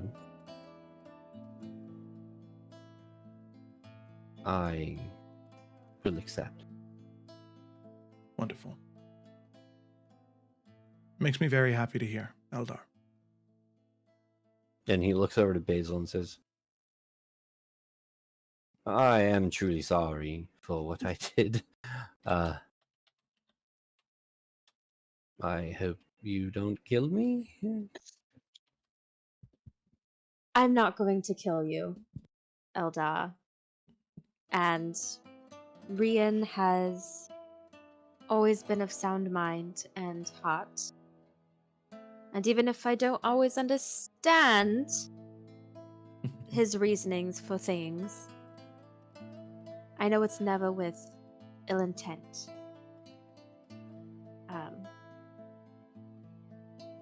I am really bad with apologies and sometimes accepting forgiveness. So, unfuck you or whatever.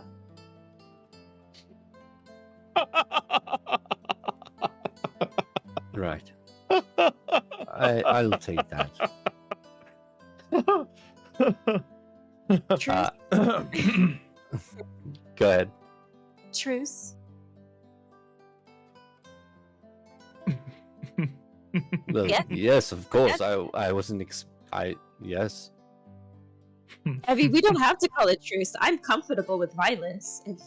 No, I figured that a truce is between two people who still want to, hurt each other. I'm not on that end anymore, so yes, Oh, truce. And he okay. holds his hand out. She shakes it. Look at that. I'm very proud of both of you. That was a big step in the right direction. Mhm. At this point, you hear a knock. The forum. The people are ready. If you want to go now. Yes, that would be wonderful. All right. It would be best. Eldar should stay in the back, That's fine. flanked by guards. Understandable. Let's go. And and Dasta leads you to. Solomon, I had a quick question, real quick. Yes.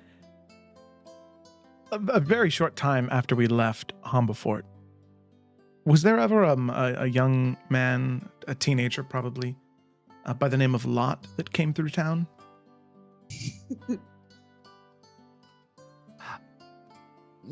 Yes, he said something about turning himself in. For murder, I think.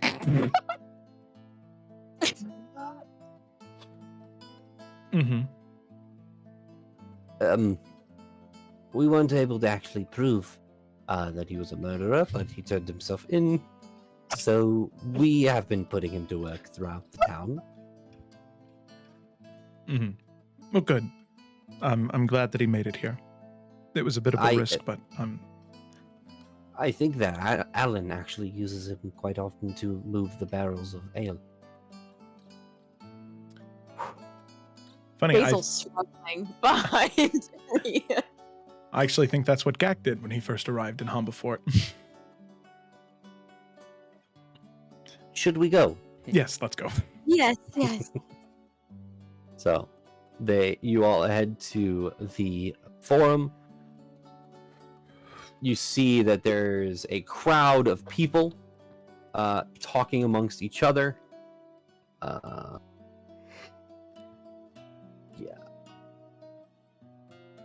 As soon as you enter, and Solomon enters, you see that it is multiple benches set below a stage and a pedestal, where Solomon kind of takes this gavel and knocks 3 times with it and says, "The meeting of the town is come to present.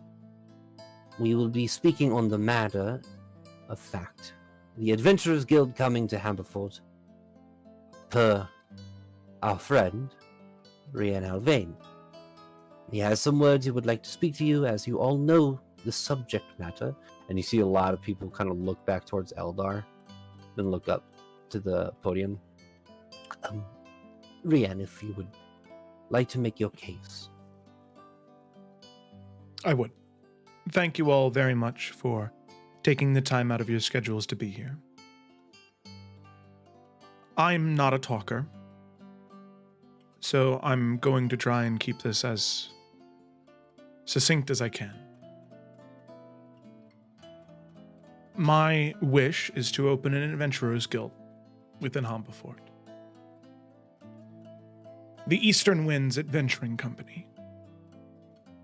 I'm from Siri, originally, and those Eastern Winds carried me here, to your town.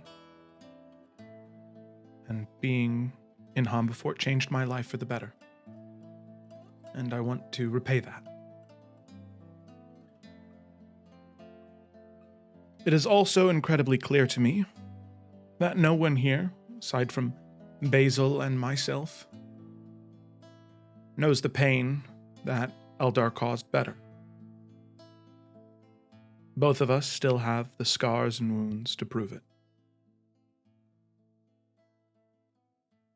But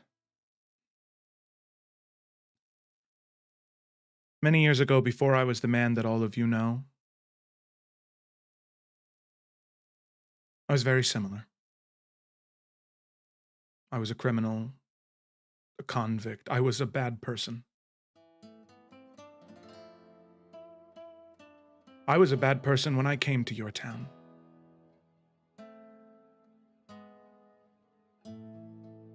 I don't know what I would have done, but it wouldn't have been good. Until one day someone gave me a second chance. They let me try again, to clean my slate. Start over.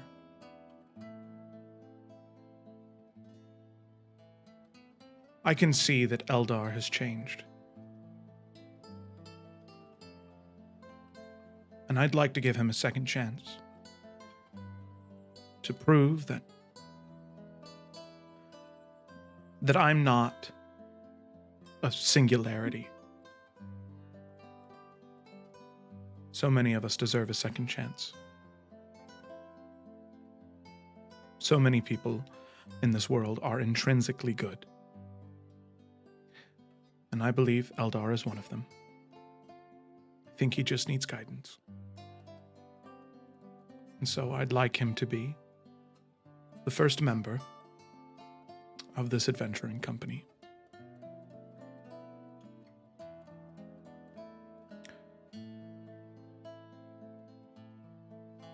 You hear one of the individuals in the crowd speak up and say, "He almost killed a dozen of our people with his actions. And you want to make him and appoint him to a member of this guild? This adventurers guild?" I do. Wait, is Basil sitting in the stands or is she up kind Yeah. of close to them? Okay. Because would it be... She's giving Rian, like, eyes, saying, "Is it out of line for me to help you out?" No, definitely not in this moment. If you looked at him, Rian would be like, "Well, you were the person that was closest to death from his actions, so..." Basil's gonna stand up and, like, go over to where Rian is. Listen. It's easy to point fingers at people who've done terrible things. But we can't ignore the things that we've done in our lives. I've done many horrible things. And I'm standing up here because I've also spent so much of my life making up for those things. I've done good. Many of you may never know that. But I've had my own life, as of you all, as of Rian and Eldar. And I think it is important to be open-minded, that rehabilitation is possible. Now, I'm not saying you have to throw yourselves to his feet, or sing Joyces to your whatever gods you follow. But at least you can show him the respect and understand that we would not be standing here saying all of this if we didn't truly believe that he deserved this position. One of the individuals speaks up and says, "Is he going to be the only one in this guild? He's running the whole thing, or is someone going to keep him in check? No, What if he uses this power against everybody?" He is not. There are 2 other individuals that we have met on our journeys, both of which I would trust with my life, one of them being my own sister. Both of them are extremely talented warriors and great leaders. Eldar will not be alone, and there will be people that will keep him in line should he step out. And what happens if he steps out of line? We're just going to give him another chance after that?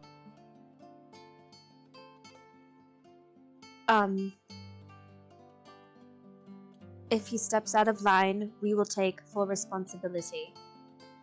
And we will see to it that he doesn't do any of this again.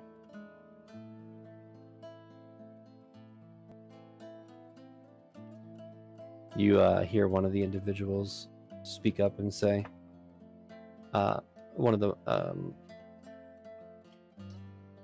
"So are you going to be here the whole time? To keep him in check? Or are you leaving?" I will be here for the next 2.5 weeks to oversee the construction and training and implementation of the Eastern Winds Adventuring Company. However, same as how we had to help Hambafort, and there were other places that need us, the Seekers of Insania, many people are in danger. Many people need our help. The reason I want to build this guild is I want the people of Hambafort to be protected. But as I said, while I will not be here, my sister Sayori and her traveling companion Elias, I trust with my life. They have helped us a great deal on our journeys. And as I said, I trust them with my life. I know they would never do wrong by me or by any of you.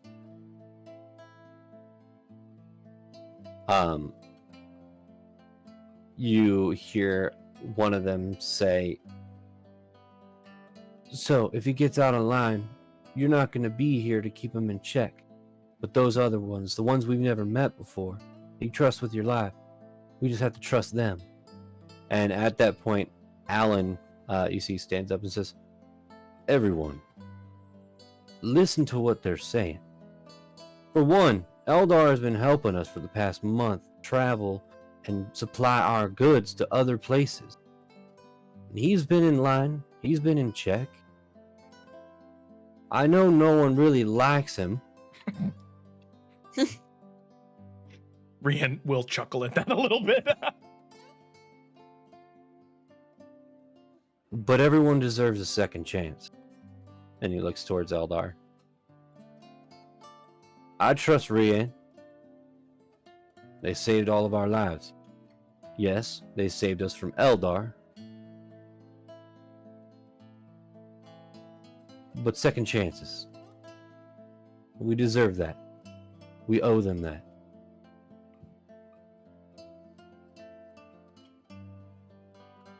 And you see kind of the crowd kind of rumbling down. Is there any last remarks, Rian?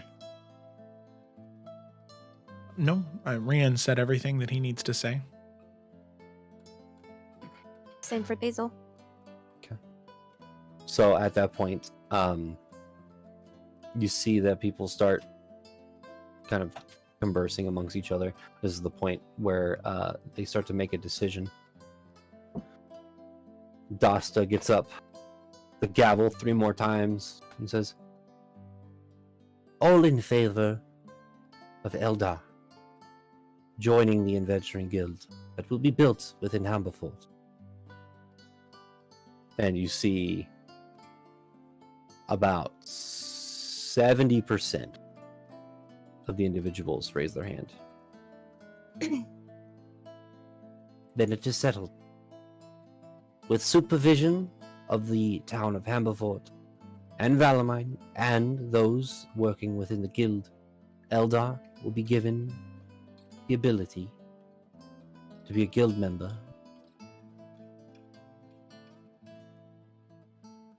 And he throws the gavel down 3 more times. Meeting adjourned. And people start getting up and walking out. People look at Eldar and kind of...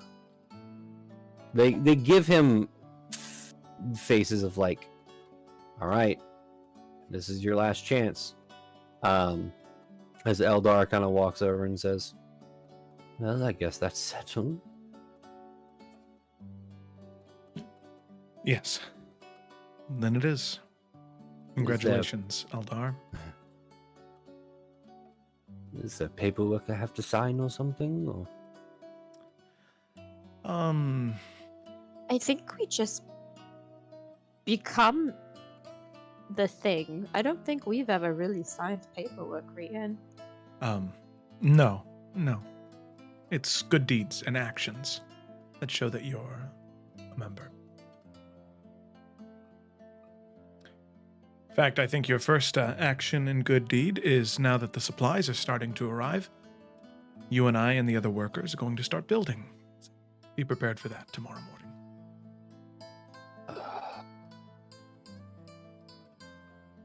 Strength and conditioning is a very important part of training. I'm very aware. Fine. I'll go get some rest, I guess. Thank you. I promise I won't let you all down. As Eldar goes off, Rian and Basil, you sit there. Is there anything you guys want to say to each other? Or do? Rian would just say very briefly, thank you for having my back up there. I'll never not have your back, Rian. I think Rian would give her a little hug. Yeah, Basil will have her back. Yeah. I'm thinking about going back to see how Gideon's doing. All right. Would you like the port glass to do so? Oh, I mean, what would you all do if I use the port glass? We could have Yursa teleport us to Shredina, and it's a much shorter journey.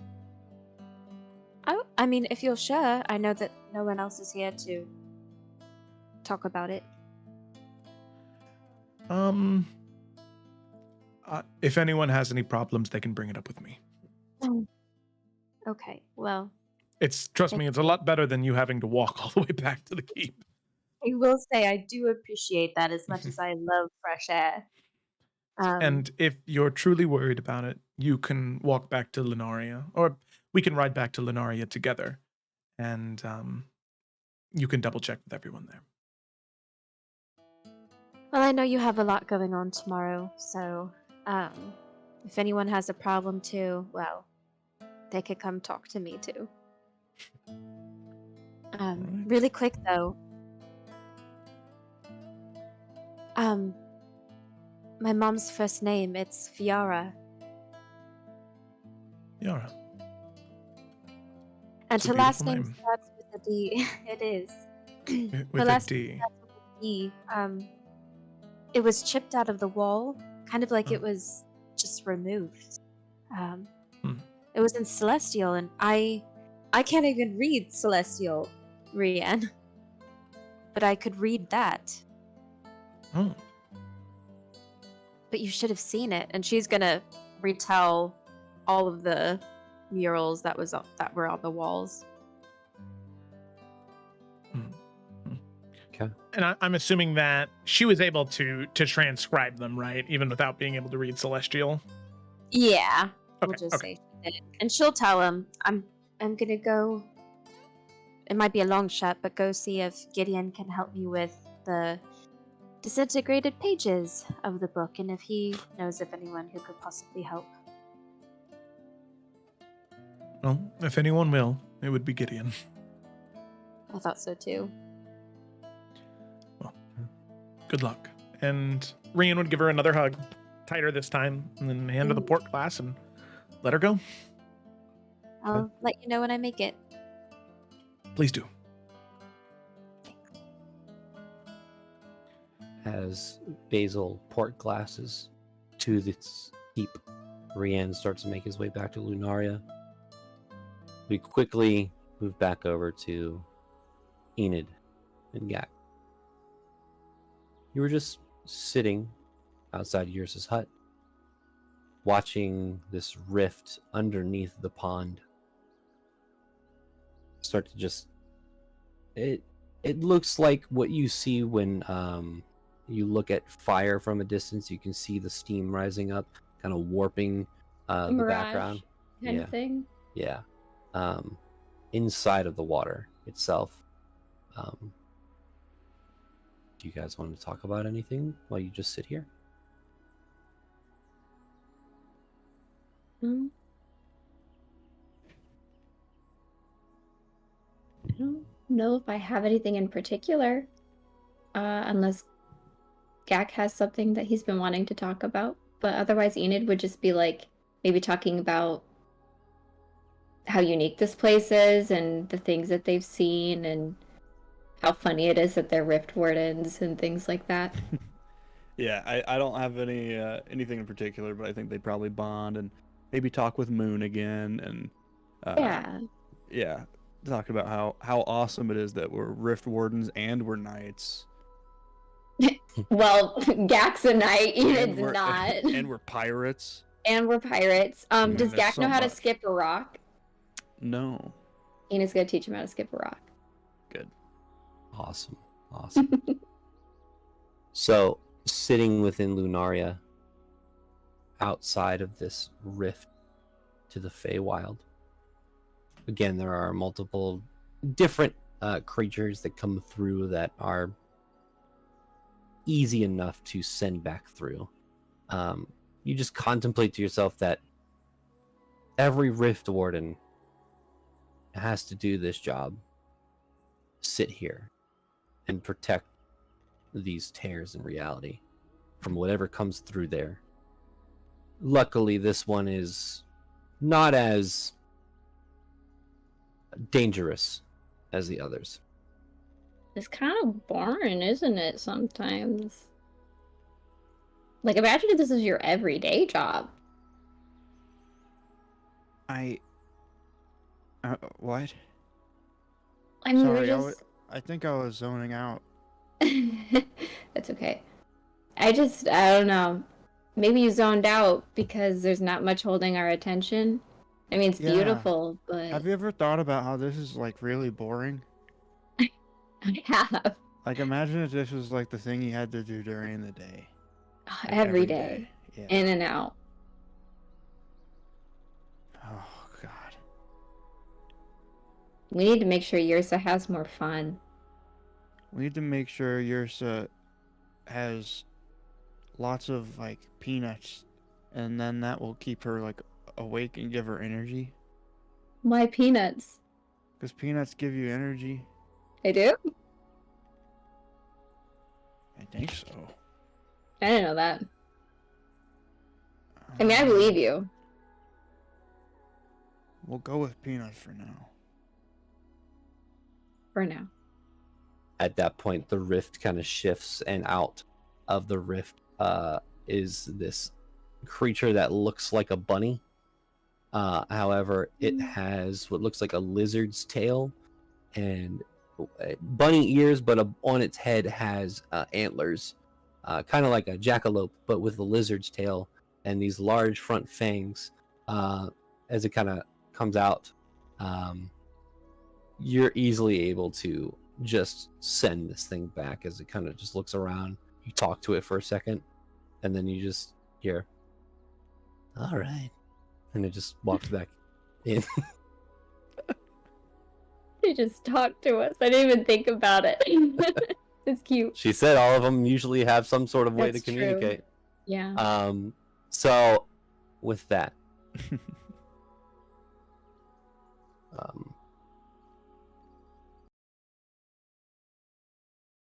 Play, please. Please play. There we go.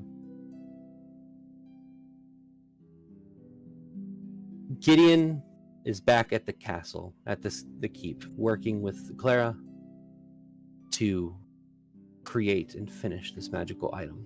Basil has port glassed back to the keep. Rian is still in Hambafort, I believe, correct?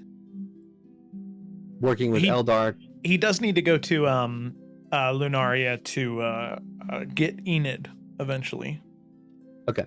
So right now, Rian is helping Eldar is helping Rian build up the Adventurers Guild in Hambafort. Enid and Gak, temporary Rift Wardens of Lunaria, helping to secure the rift to the Feywild, while Yrsa is in the Sunless Marsh, looking for the darkest spot in the marsh with her sister Willow.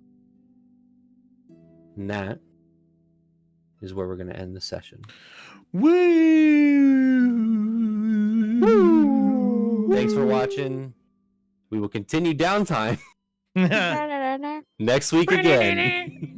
Hey, thanks for watching, and see you next time. Woo!